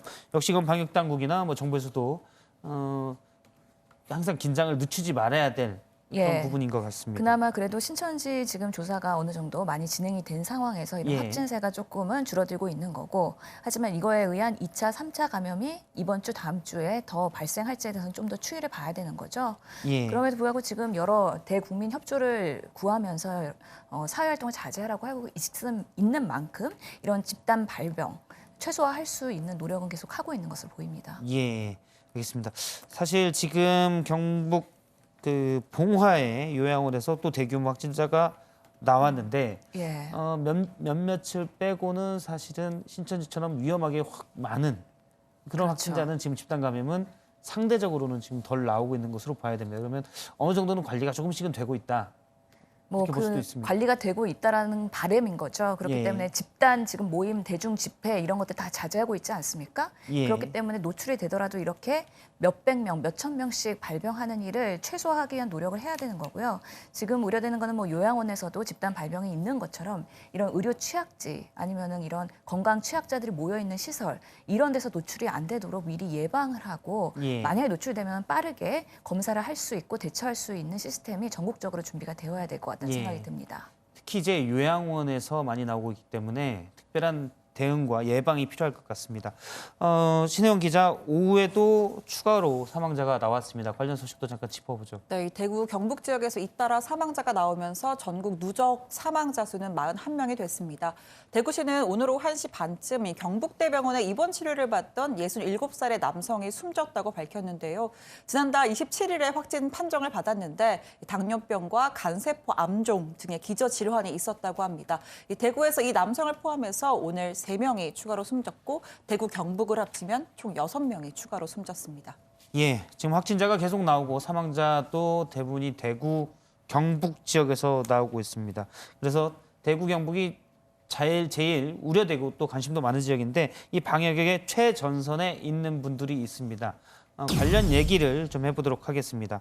일단 대구, 경북은 의료진이 절대 부족하고요. 그래서 간호장교들도 최근에 투입이 많이 됐습니다. 어제 간호사분들이 마스크에 쓸려서 콧등에 상처가 나서 밴드를 붙인 사진들을 저희가 이제 이 시간에 봤었는데요.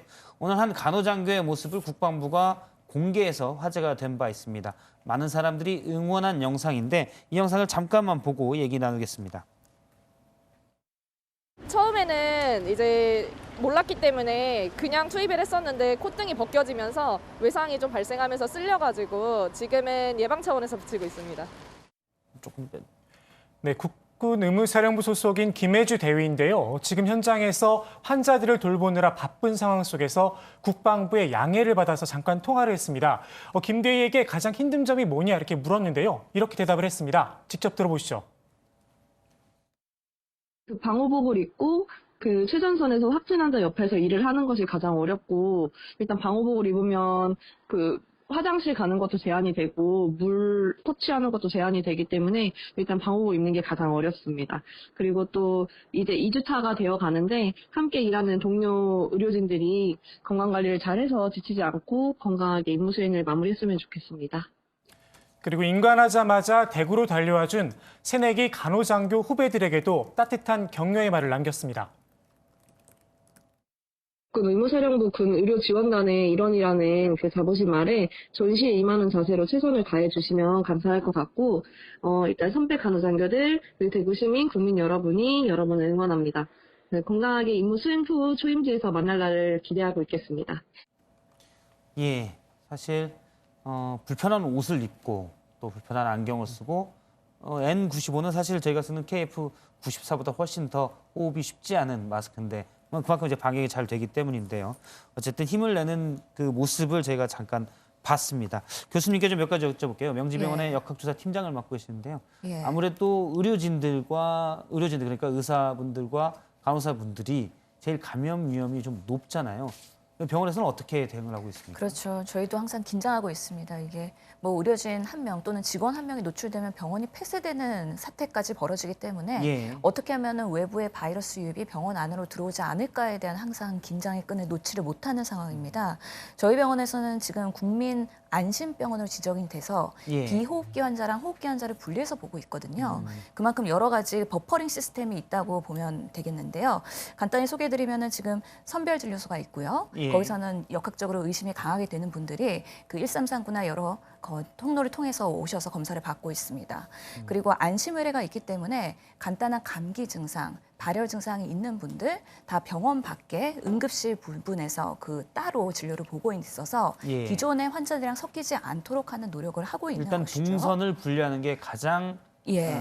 이제 환자들 병원을 방문하신 분들끼리의 감염 우려를 막는 거군요. 예. 그리고 예. 또 어려운 건 병원 입장에서는 이런 중증 환자에 대한 대응입니다. 예. 중증 환자가 왔을 때 이분이 코로나19에 감염된 환자인지 그렇지 않은지에 대해서 알 수가 없기 때문에 처음에는 안전하게 이분들을 분리하면서 중증 또는 응급 치료를 하는 게 중요하겠는데요. 예. 그렇기 때문에 응급실에서도 이런 의심 환자가 왔을 때는 따로 격리된 상태에서 중증 치료를 해야 되는 거고요. 코로나19 검사를 동시에 나가면서 결과가 나올 때까지는 안전하게 그 격리된 곳에서 진료를 해야 되는 거기 때문에 사실 지금 말씀만 들어봐도 예. 일단 동선을 분리하고 안내를 하고 문진도 더 해야 되고 사실은 이제 간호사분들이나 다른 분들의 인력이 훨씬 더 많이 필요해지는 거 아닙니까 지금? 매우 손이 많이 가고요. 지금 예. 뭐 보안요원부터 해가지고 시스템을 지금 2차, 3차의 버퍼링을 만들다 보니까 그런 매뉴얼을 만들기 위해서 원내에서는 실시간 바뀌는 그런 상황에 대응하기 위해서 하루에도 수십 번씩 회의가 진행이 되고요. 예. 그런 매뉴얼이 업데이트가 되면은 직원들 전부한테 공지를 해야 되기 때문에 이런 핫라인 시스템이 잘 작동하지 않으면 우리가 한 번 노출되면은 뭐 병원이 문을 닫게 되니까요. 예. 이런 것들이 아주 기묘하게 대응을 하고 있다고 말씀드릴 지금 뭐 수 대구 있겠습니다. 경북에서는 확진자도 계속 늘고 사실은 의심 증상 있는 분들은 훨씬 많이 올 수가 있기 때문에 더 많은 일손이 지금 필요한 그런 상황으로 보입니다. 예, 특히 이제 앞서 저희가 간호장의 모습을 봤는데 제일 불안한 거는 의료진들, 뭐 의사님 검체 채취하는데 의사들도 불안한다고 하고요. 간호사분들도 일단 확진자들을 계속 만나고 또 중증 환자들도 계속 대응을 해야 돼서 감염이 높잖아요. 그렇죠. 이 방호복이 다 대응을 할 수가 있습니까? 그렇죠. 긴장도가 높죠. 그래서 평소에 저희가 그 메르스 사태 이후에 예. 정기적으로 의료 감염 관리에 대해서 교육을 받고 있고요. 아. 특히 방호복을 입고 벗을 때에 대한 순서를 철저하게 준수하면서 오염이 내 몸에 닿지 않도록 하는 것. 특히 이 방호복을 벗을 때가 제일 중요하거든요. 예. 그런 것들에 대해서 수시로 교육을 하고 있기 때문에 이런 감염병이 언제 발생하더라도 좀 대응이 되고 있다고 말씀을 드릴 수가 있는 것이죠. 사실 지금 말씀하셔서 보는데 방호복이 그 전까지 내 몸을 어쨌든 바이러스도 막아주잖아요. 예. 그럼 방호복 자체는 상당히 오염됐을 가능성이 크다는 거 아니겠습니까? 그렇죠. 우리가 그래서 벗을 때 그런 게 이제 내 피부에 닿거나 예. 손에 닿거나 이럴 위험성이 커지는 거군요. 그렇죠. 그래서 이렇게 평소에 연습을 할 때도요. 방호복과 내 손이 터치되지 않도록 형광물질을 묻어놓고 실제로 벗어보고 얼마나 노출됐는지 한번 피드백을 받고 그런 연습을 통해서 오염원이 내 손이나 다른 피부에 접촉하지 않을 수 있도록 연습을 계속하고 있고요. 예. 또 이런 뭐 보호 장구나 이런 착용에 뿐만 아니라 의료 감염 관리에 대한 개념 교육을 받아야 되고 또 우리가 병원에 이런 직원들뿐만 아니라 보호자, 간병인 이런 분들이 수시로 병원을 입원 환자 케어를 위해서 왔다 갔다 외출도 하시고 그러기 때문에 이분들을 어떻게 매일 잘 관리하면서 노출되지 않을까 예. 이런 것들에 대해서 매일 그런 체크 시스템을 세팅하는 것도 쉽지는 않은 일입니다. 예. 실제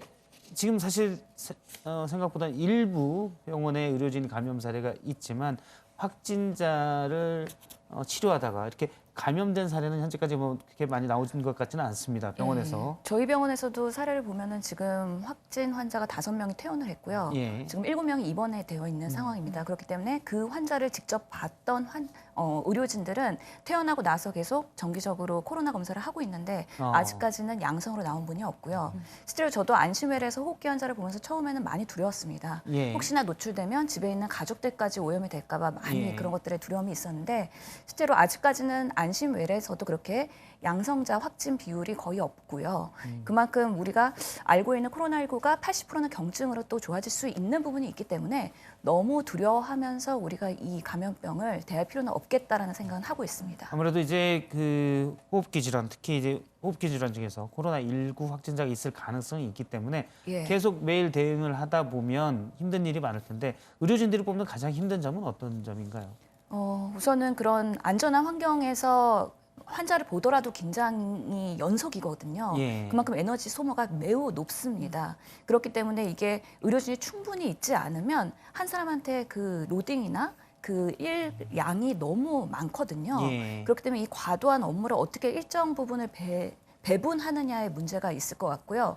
그러면서 지금 대구 경북 사태에서 집에도 못 가면서 12시간씩 당직 쓰시면서 쪽잠 자면서 그렇게 일하시는 그 간호장교분들이나 아니면 의료진들 정말 예. 그런 충분한 응원과 지지가 필요할 것으로 보입니다. 예, 일단 굳이 꼭 의료진이 안 해도 되는 일들은 빨리 배분해서 다른 분들이 할 수 있도록 넘겨주고 예. 하는 부분도 예를 들어 뭐 청소 같은 부분도 있고요. 예. 예, 그런 시스템이 좀 필요할 것 같고 무엇보다도 의료진의 수가 좀 더 확충이 돼야 되지 않나 예, 이렇게 맞습니다. 생각을 해봅니다.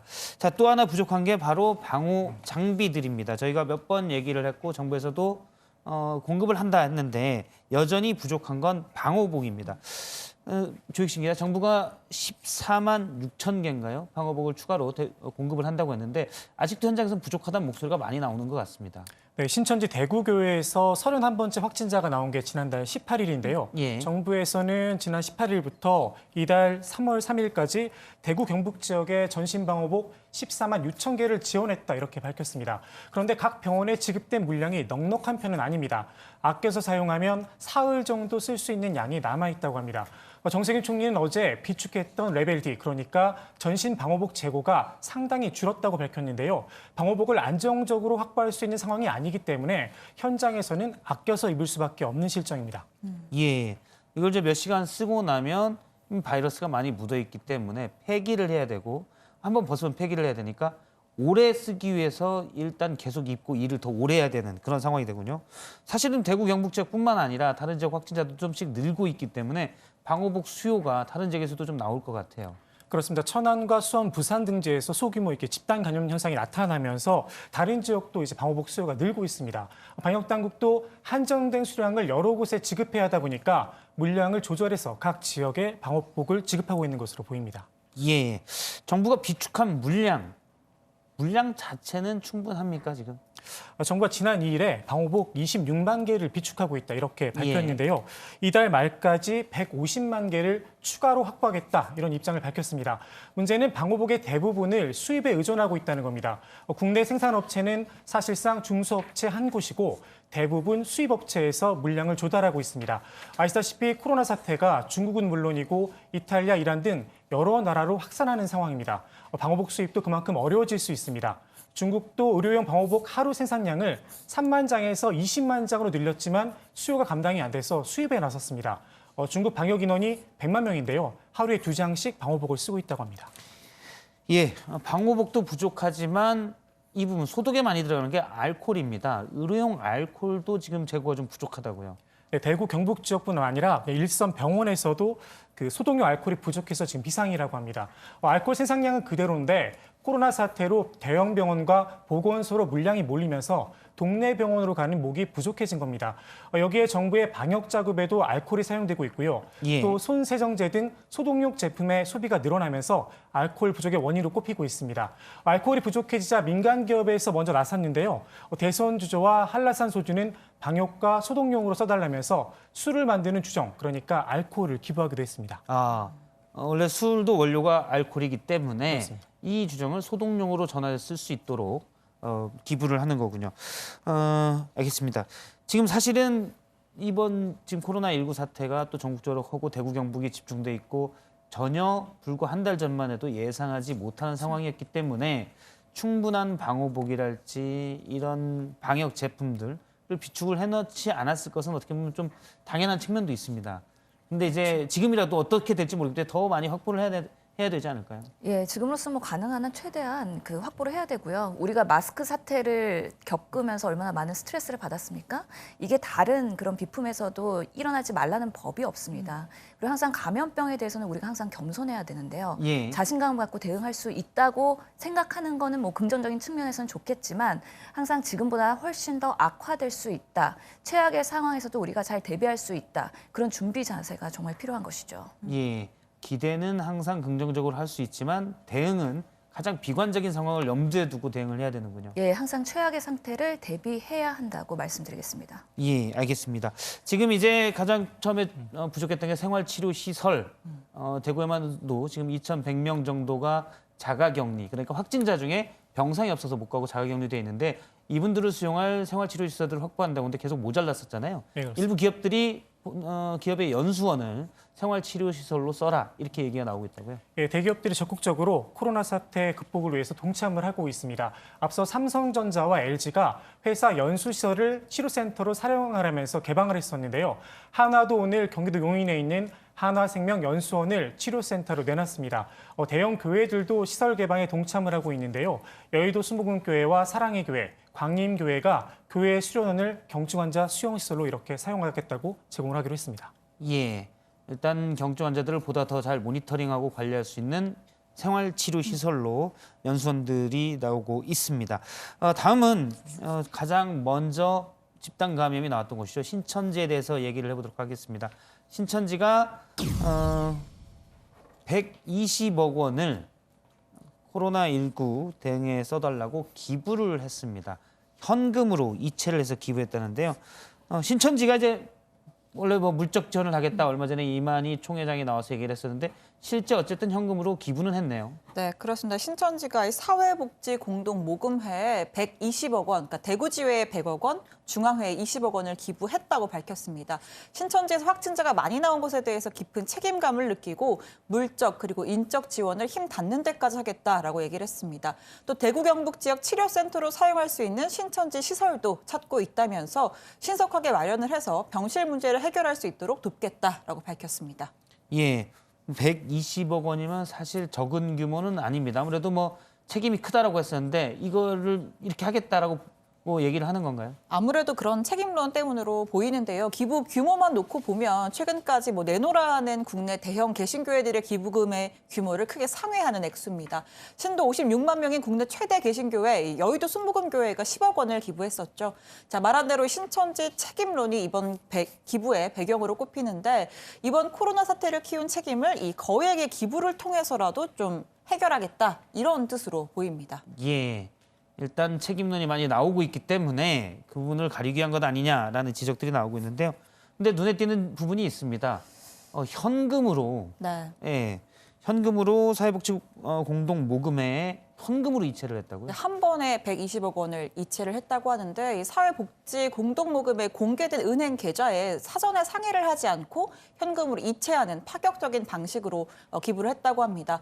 모금의 관계자는 이런 경우는 거의 없었다라면서 모금의 내부에서도 이 사용 방법을 논의하고 있고 신천지와도 좀 협의를 할 예정이라고 밝혔습니다. 그러면 120억 원 이상을 늘 현금으로 갖고 있었다는 건지 아니면 이것 때문에 특별히 현금을 걷든지 어떻게든 다른 방식으로 현금을 마련했다는 건지 어떻게 봐야 됩니까? 사실 웬만한 기업도 120억 원을 현금으로 금방 마련하기 쉽지 않거든요. 그렇습니다. 이게 뭐 다른 뭐 물건을 뭐 이렇게 한 게 아니라 현금으로 했기 때문에 이렇게 하루아침에 120억 원을 뭐 동원할 수 있는 배경을 두고서 또 많은 사람들이 궁금증을 가지고 있는데요. 신천지 관계자는 모두 신천지 교단 차원에서 낸 것이지 별도로 관련한 추가 헌금을 걷지는 않았다라고 설명을 했습니다. 그런데 올해 1월에 열린 신천지 정기총회에 보고된 총회 그리고 집화별의 재산 현황을 보면요. 이게 가능하다는 걸 좀 알 수가 있습니다. 당시에 총회에서 신도수가 14,000여 명인 다떼오 집화에서 회계상 잔금이 148억 4천여만 원이 남아 있었습니다. 예. 신천지회는 이 총회 그리고 12개 집화가 있고요. 집화별로 별도의 재정을 운영합니다. 총회에서는 그러니까 이 신천지 총회 본부의 재정이 950억 원 그리고 12집화의 재정이 모두 합쳐서 1,800억 원 정도가 된다고 했고 그러니까 총 규모가 2,800억 원으로 보고가 된 겁니다. 현금을 그 정도를 가지고 있다. 그러니까 물론 이제 거기에는 뭐 유가증권도 있고 다른 부분도 있겠지만요. 그렇게 보고가 된 거고 부동산 등 자산도 이런 부분도 꽤 되지 않습니까? 네, 현금만 그렇게 있고 전국에 있는 부동산 시설은 빠진 액수입니다. 전국 부동산 1,500곳의 추정액, 그러니까 2,735억 원을 합하면 신천지의 전체 재산 규모 약 5,500억 원 가량으로 집계가 된다고 합니다. 예, 오늘 이제 신천지가 보고한 것은 없는데 일부 이제 신천지에 대해서 조사한 사람들의 주장에 따르면 5천억 원이 넘는 자산이 있을 것이다. 네. 그럼 과연 이 돈은 어디서 왔느냐 이 부분도 의문이 들긴 합니다. 자, 오늘 정부가 과천에 있는 신천지 본부에 대해서 행정조사를 했죠. 앞서 저희가 기자를 연결해서 잠깐 들었었는데 이 명단 등 예배에 참여한 명단들을 확인하기 위한 조치들이었다고요? 네, 그렇습니다. 신천지 교인들의 정확한 명단을 확보하기 위해서 오늘 오전 11시부터 경기 과천의 신천지 본부에 대한 행정조사를 진행했습니다. 오후 5시쯤 종료가 됐다고 하니까 한 6시간 정도 조사를 진행한 겁니다. 어저께 신천지에 사전 공지를 했다고 하는데요. 정부는 1월, 2월 예배에 참석했던 분들을 신천지의 출석 확인 시스템을 확인하는 방법을 통해서 정확한 참석자 확인할 것이라고 설명했습니다. 이와 함께 전국에 있는 신천지 시설의 정확한 주소도 파악할 거라고 밝혔습니다. 잠깐 들어보시죠. 종합적인 조치를 먼저 쓰게 되면 신천지 신도들의 특성상 정확한 소재 파악이나 이 증상 발현 여부 등을 확인하는데 방역적인 관점에서 문제 발생의 소지도 있을 수 있다. 그렇지만 우리 방역 당국으로서는 정확하게 정보를 확인하는 것이 방역 업무의 만전을 기하는 데 도움이 될 수 있다라는 판단을 하고 있고. 예, 방역 당국으로서 뭐 당연히 정확한 정보를 얻는 것이 가장 중요한 것으로 보입니다. 사실 신천지에서는 계속 협조하고 있다, 적극적으로 하고 있다고 하지만 곳곳에서 예배 참석자 명단과 실제 참석자가 다른 경우들이 나오고 있기 때문에 이 부분은 필요한 부분으로 보이는데요. 대검찰청에서 포렌식까지 동원했다고요? 네, 어제 이 중대본이 대검찰청에 지자체가 신천지 명단의 신뢰성에 의문이 있다고 하니 검찰에 협조를 부탁한다는 공문을 보냈다고 합니다. 대검찰청의 포렌식 팀까지 동원이 된 만큼 제외, 일부 삭제 의혹이 일었던 신천지 교인 명단에 대한 복구 작업도 진행될 것으로 보입니다. 대검 관계자는 검찰은 포렌식 요원에 기술 지원을 한 것이고 아직까지 수사는 아니고 행정 응원의 차원이라고 설명했습니다. 예, 포렌식까지 나갔던 거는 혹시 뭐 삭제하거나 네. 앞서 신 기자가 얘기한 대로 제외했거나 이런 경우는 포렌식을 하면 다 나오니까요. 네. 억지로 이제 신천지에서 감춘 부분이 있으면 이런 걸 보겠다라는 걸로 해석이 됩니다. 다음은 몇몇 소규모 집단 감염이 계속 나오고 있는데요. 이 부분을 좀 알아보도록 하겠습니다. 조희신 기자. 네. 동전 노래방에서도 코로나 확진자가 나왔는데 몇 명이 나왔죠? 네, 경남 창녕과 경북 안동에서 그 동전 노래방 관련해서 확진자들이 좀 나왔습니다. 예. 창녕에서는 6명이 확진 판정을 받았고요. 안동에선 3명이 양성 판정을 받았습니다. 경남 창녕의 경우에는 노래방 직원 등 3명이 확진 판정을 먼저 받았고요. 방역당국이 바이러스 감염 우려가 있는 195명을 전수조사해서 3명이 추가로 양성 판정을 받은 겁니다. 경북 안동의 경우에는 지난달 21일 노래방을 이용했던 손님들이 잇따라 감염이 된 건데 이용 시간이 서로 달랐습니다. 이 부분 교수님 어떻게 봐야 될까요? 이용 시간이 달랐는데 잇따라서 노래방을 이용했던 손님들이 감염이 됐다. 그럼 마이크를 통해서 이 비말이 있고 이게 이제 전염될 가능성 이런 부분들이 있습니까? 그런 가능성을 배제 못하는 거죠. 지금 보면은 이런 동전 노래방 같은 경우에는 워낙에 공간이 밀폐돼 있고 작기 때문에 환기 시스템도 당연히 잘 안 돼 있을 겁니다. 예. 그렇기 때문에 그런 곳에서 장기간 체류하는 경우에도 당연히 그 다음 사람이 이용했을 때 그런 전파의 가능성 배제 못하는데요. 특히나 우리 마이크 노래 부르면은 침이 많이 튀기는 그런 예. 비말의 오염이 가능성이 높은 곳이고요. 그것뿐만 아니라 마이크의 손잡이 그리고 버튼 스위치 그리고 그 방의 손잡이 이런 예. 것들 모든 것들의 그런 매개체를 통해서 감염될 가능성도 충분히 있기 때문에요. 지금 상황에서는 이런 노래방, PC방, 오락실, 지하 밀실, 클럽 이런 데는 최대한 가지 않는 것이 우리가 노출을 최소화할 수 있는 노력이지 않을까 싶습니다. 예, 아무래도 이제 어떤 사람은 이렇게 볼 수도 있겠습니다. 노래방 마이크에 보면 이렇게 씌우는 그렇죠. 사람마다 씌워서 하는 건데 그런 걸로는 도저히 방역이 된다 이렇게 볼 수는 없는 거죠. 그렇죠. 거기 씌우는 것 자체도 뭐 축축해져서 눅눅해질 수 있고요. 당연히 예. 마이크 안으로 그런 비말이 들어갈 수도 있는 부분이고요. 수많은 매개체에 그런 노출이 될 가능성이 높은 곳이 이런 밀실에서의 여러 가지 그런 적극적인 노래나 그런 찬양이나 이런 행위들이지 않습니까? 노래를 하다 보면 아무래도 안에 있는 비말들이 나오기가 그냥 있는 것보다 훨씬 쉽고요. 그렇죠. 우리가 노래방에서는 단순히 그냥 노래만 부르지 않고 열정적으로 부르는 경우도 많고 예. 활동이 크기 때문에 더더욱이 접촉이 많을 수가 있습니다. 이런 것들은 당분간은 자제하는 게 가장 좋을 것 같습니다. 특히 이제 좁은 공간이기 때문에 여러 명이 있지 않더라도 그런 부분들이 좀 우려가 될 수 있을 예, 것 같습니다. 다른 곳도 한번 보죠. 부산에서는 학원에서 감염자가 잇따라 나오고 있습니다. 예, 부산의 한 어학원에서 지금 확진자가 1명이 더 늘어가지고요. 관련 확진자가 5명으로 지금 늘었습니다. 이번에 확진 판정을 받은 사람은 수강생이 아니고요. 30분 정도 상담을 받은 학부모였습니다.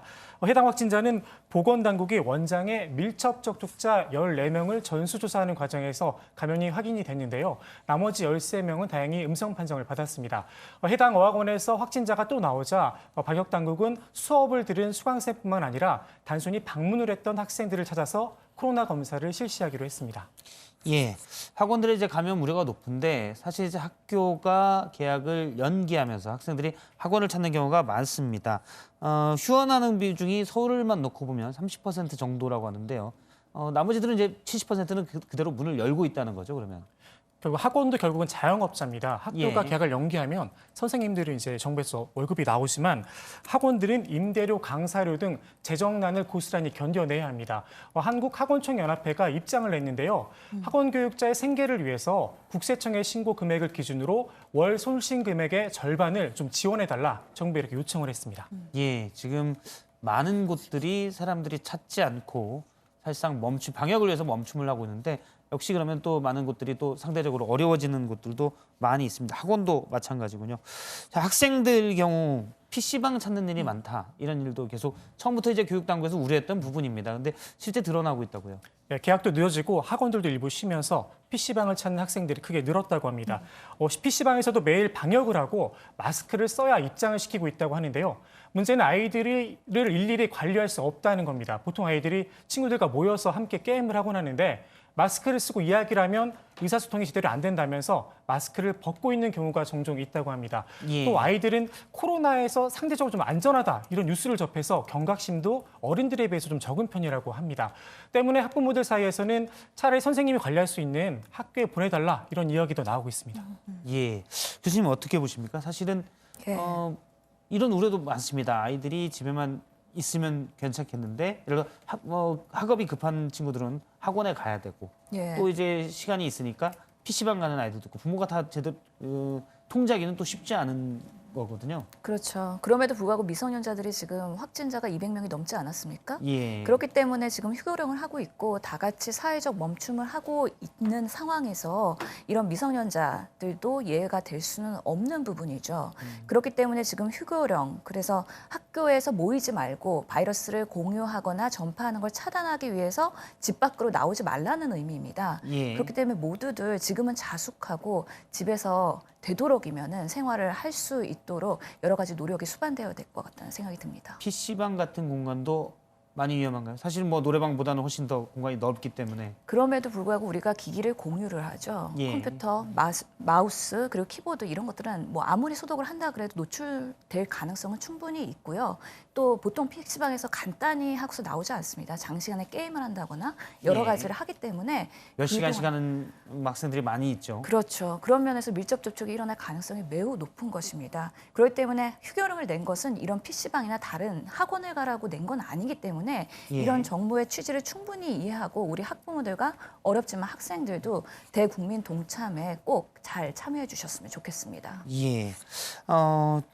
천안, 충남에서는 80여 명 되는 확진자가 나왔는데 그중 81명이 이 천안의 줌바 댄스 관련 확진자입니다. 혹시 추가로 더 나오는 확진자도 있었습니까? 네, 천안에서 확진자가 4명이 또 늘었는데요. 예. 줌바 댄스 교습을 받은 수강생과 그 가족이었습니다.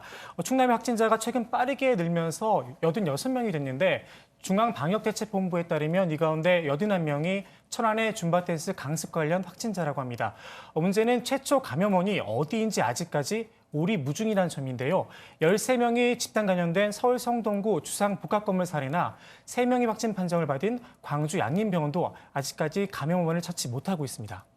예, 지금 뭐 소규모 집단 감염들은 계속 일어나고 있습니다. 예. 물론 줌바댄스 천안에 있었던 거는 뭐 소규모로 80명이 넘기 때문에 관련 확진자들이요. 소규모라고는 할 수는 없지만 최초에 그러면 뭐 최초에 감염된 분들은 줌바댄스 같은 경우도 나오긴 했지만 이분은 어디에서 감염됐느냐 이런 부분들이 좀 애매한 부분들이 있어요. 그렇죠. 지금 그래서 대구, 경북 외 지역에서도 이런 소소한 그 발생 때문에 역학조사관들이 발생하는 대로 지금 조사를 하고 있지 않습니까? 오늘도 그 민간 역학조사관 교수님이랑 통화를 해봤는데요. 이렇게 조사를 하더라도 감염원을 찾기가 매우 어렵다고 합니다. 예, 그렇기 때문에 우리가 지금 할 수 있는 것은 최대한 뭐 역학조사도 하고 빠르게 확진을 해서 치료하는 시스템도 설비하는 게 중요하긴 하겠지만 되도록이면 이런 집단 활동들 안 하는 게 정답이고요. 그런 것들을 끊어내지 못하면 앞으로 뭐 다른 지역에서도 이런 지역사회 감염의 우려가 계속 높아질 걸로 보입니다. 그러면서 의료계는 대비하고 있는 것이죠. 예, 저희가 사실 이런 특보를 하면서 전할 때도 뭐 특정 업종을 얘기하다 보면 그쪽 업종에서 확진자들이 나오고 여기가 위험하다라고 얘기하면 아마 그쪽 업종 하시는 분들은 정말 이렇게 피해가 크고 그쵸. 사람도 없기 때문에 자영업 하시는 분들은 더 클 텐데 지금은 이제 방역이 먼저니까요. 그렇죠. 내 건강과 그리고 우리 가족들의 건강을 생각을 하면 이런 사태는 그래도 우선순위를 갖고 봐야 되는 거죠. 그래서 저희 주변 분들도 물어봅니다. 그러면 어떻게 해야 되냐 지금 상태에서. 예. 저는 대답 드릴 수밖에 없는 게 집에 가만히 계시라. 지금으로서는 그 방법이 최선으로 우리의 사태를 호전시키는 데 큰 협조를 하는 것이다. 이렇게 예. 말씀을 드리고 있습니다. 언제까지 그렇게 돼야 될까요? 지금 그래도 3월 달에 좀 안정을 취하는 회복세가 보이는 조짐이 나오면 예. 4월, 5월까지는 조금 더 우리가 지켜봐야 되는 부분이 있긴 하거든요. 그렇기 예. 때문에 지금 이번 주, 다음 주에 어떻게 추세가 변할지가 매우 중요한 분수령이라고 예. 하는 이유일 것 같습니다. 알겠습니다. 그럼 지금부터는 해외 상황을 좀 보도록 하겠습니다. 가장 우려되는 부분은 바로 이탈리아입니다. 저희가 몇 번 다루는데요. 이탈리아 확진자가 상대적으로 크게 늘었고 이탈리아와 근접한 다른 나라, 예를 들어 독일과 프랑스에서도 확진자가 많이 늘고 있습니다. 신혜영 기자, 일단 이탈리아 상황을 좀 짚어볼까요? 네, 이탈리아 지금 사망자가 100명을 넘어섰습니다. 사망자가 100명이 넘었군요. 네, 하루 만에 28명이 증가해서 현지 시각 4일 기준으로 107명이 사망했습니다. 확진자 대비 사망자 비율은 치사율이 3.46%로 아주 높은 수준이고요. 어제 하루간 확진자 증가 수도 587명으로 세계 최대였습니다. 비상이 걸린 만큼 전국의 모든 학교를 한시 폐쇄하는 고강도 대책을 내놨고 또 이탈리아 프로축구 리그 세리에 A도 앞으로 한 달간 무관중으로 경기를 치른다고 합니다. 이탈리아의 확진자 크게 늘었고 역시 인접 국가인 프랑스, 독일 등도 200명 내외로 확진이 늘고 있어서 유럽 전역으로 확산하는 거 아니냐 이런 우려가 나오고 있습니다. 예, 유로존 국경이 없다고 했는데 지금 사실은 코로나19 바이러스도 유럽 국가로 전반적으로 저희가 지금 국가별 확진자량을 봤었는데요. 유럽 전반적으로 퍼지고 있는 모양새입니다. 이런 중에 프랑스의 한 방송사가 확진자가 많이 늘어난 이탈리아를 비하하는 그런 방송을 해서 비난을 받고 있다고요. 네, 그렇습니다. 프랑스의 한 방송사가 내보낸 영상입니다. 준비가 되어 있는데요. 한 요리사가 피자 위에 이 초록색 침을 뱉습니다. 타일을 뱉고 이 코로나 피자라는 자막이 이어지면서 전 세계에 출시될 새로운 이탈리아 피자라는 멘트가 나옵니다. 예. 이 방송이 나간 뒤 당연히 이탈리아에서는 프랑스가 이웃나라의 고통을 비웃었다는 비난이 이어졌고 이탈리아 외무장관이 풍자 프로그램이라는 점을 이해한다고 해도 코로나로 고통을 겪는 이탈리아 국민을 비웃는 건 무례한 일이다. 해당 프로그램의 제작진을 초청해서 먹어보지 못한 피자를 대접하고 싶다 이렇게 비꼬기도 했습니다. 예. 이탈리아 의회에서도 사과 요구를 했고 프랑스 방송사가 해당 영상을 삭제하고 결국 사과했습니다. 예, 앞서 이제 그 영상은 사실 보고 싶지 않은 그런 영상이고요. 해당 방송사도 깊게 사과해야 될 문제인 것 같습니다. 그리고 지금 조금 전에 들어온 속보가 있는데요. 전 예. 세계적으로 코로나가 확산되면서 각국에서 뭐 주요 확진자가 발생한 국가들 입국 제한하는 조치가 있는데 일본 정부가 지금 아베 총리의 발언으로 속보가 들어왔습니다. 예. 한국과 중국에서 들어온 입국자를 2주간 격리하겠다라고 밝혔고 나리타 간사이 공항에서 한정해서 격리 조치를 하겠다고 했습니다. 기존에는 대구와 청도에서 들어오는 한국인, 그러니까 외국인 예. 또는 한국인을 격리했는데 이제는 한국과 중국 전역에서 오는 입국자를 2주간 격리 조치하겠다고 해서 사실상의 입국 제한 조치가 아니냐 이런 지적이 나올 일본 것으로 아베 보입니다. 총리가 조금 전에 발표한 내용이고요. 그렇습니다. 예, 이전에는 대구와 경북 청도의 지역만 봐서 입국 제한 조치를 했는데 한국 전반으로 입국 제한 들어오면 격리 조치를 하겠다라고 얘기를 했습니다. 자, 다시 이탈리아 얘기를 좀 해보도록 하겠습니다.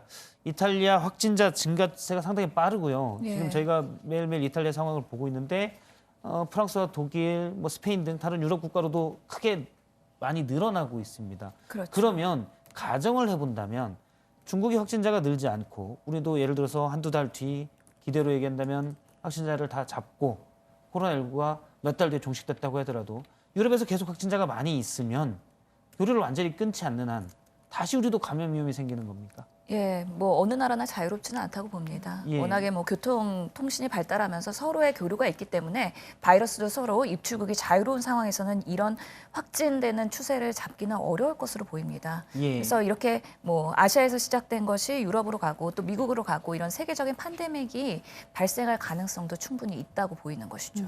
예.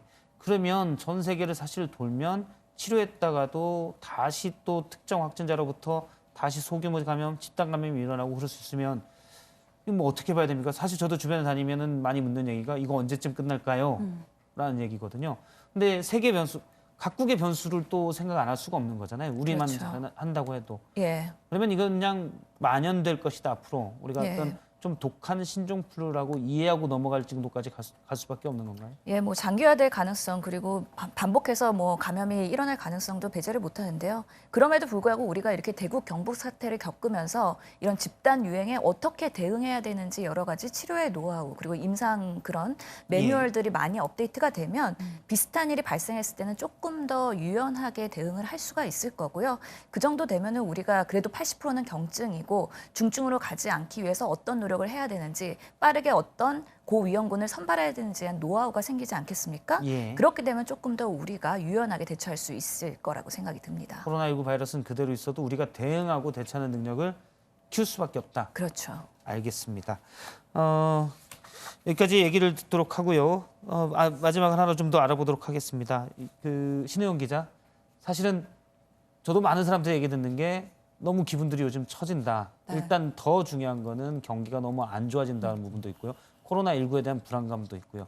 그래서 심리 상담을 요구하는 그런 사람도 많다고요. 네, 지금 뭐 확진자, 자가격리자 혹은 집에 있는 일반인들도 굉장히 불안감을 호소하고 있습니다. 지난 2일에 한 대구시 생활치료센터에 머물던 확진자가 그러니까 격리 후에 다시 불안감을 호소하면서 재입소를 요청해서 다시 입소하는 사례도 있었고요. 또 전국 건강복지센터에 심리 상담을 요청하는 전화가 현재 지금 10,000건이 넘게 걸려와 있다고 합니다. 뭐 확진자들은 내가 주변에 피해를 준 거 아니냐 이런 불안감도 호소하고 일반 사람들도 외출하는 것 자체가 무섭다 이런 내용으로 상담을 요청하고 있다고 합니다. 예, 뉴스포 3부 준비한 소식은 여기까지고 계속해서 특집 뉴스룸에서 자세한 소식 전하겠습니다. 시청해주신 여러분 고맙습니다.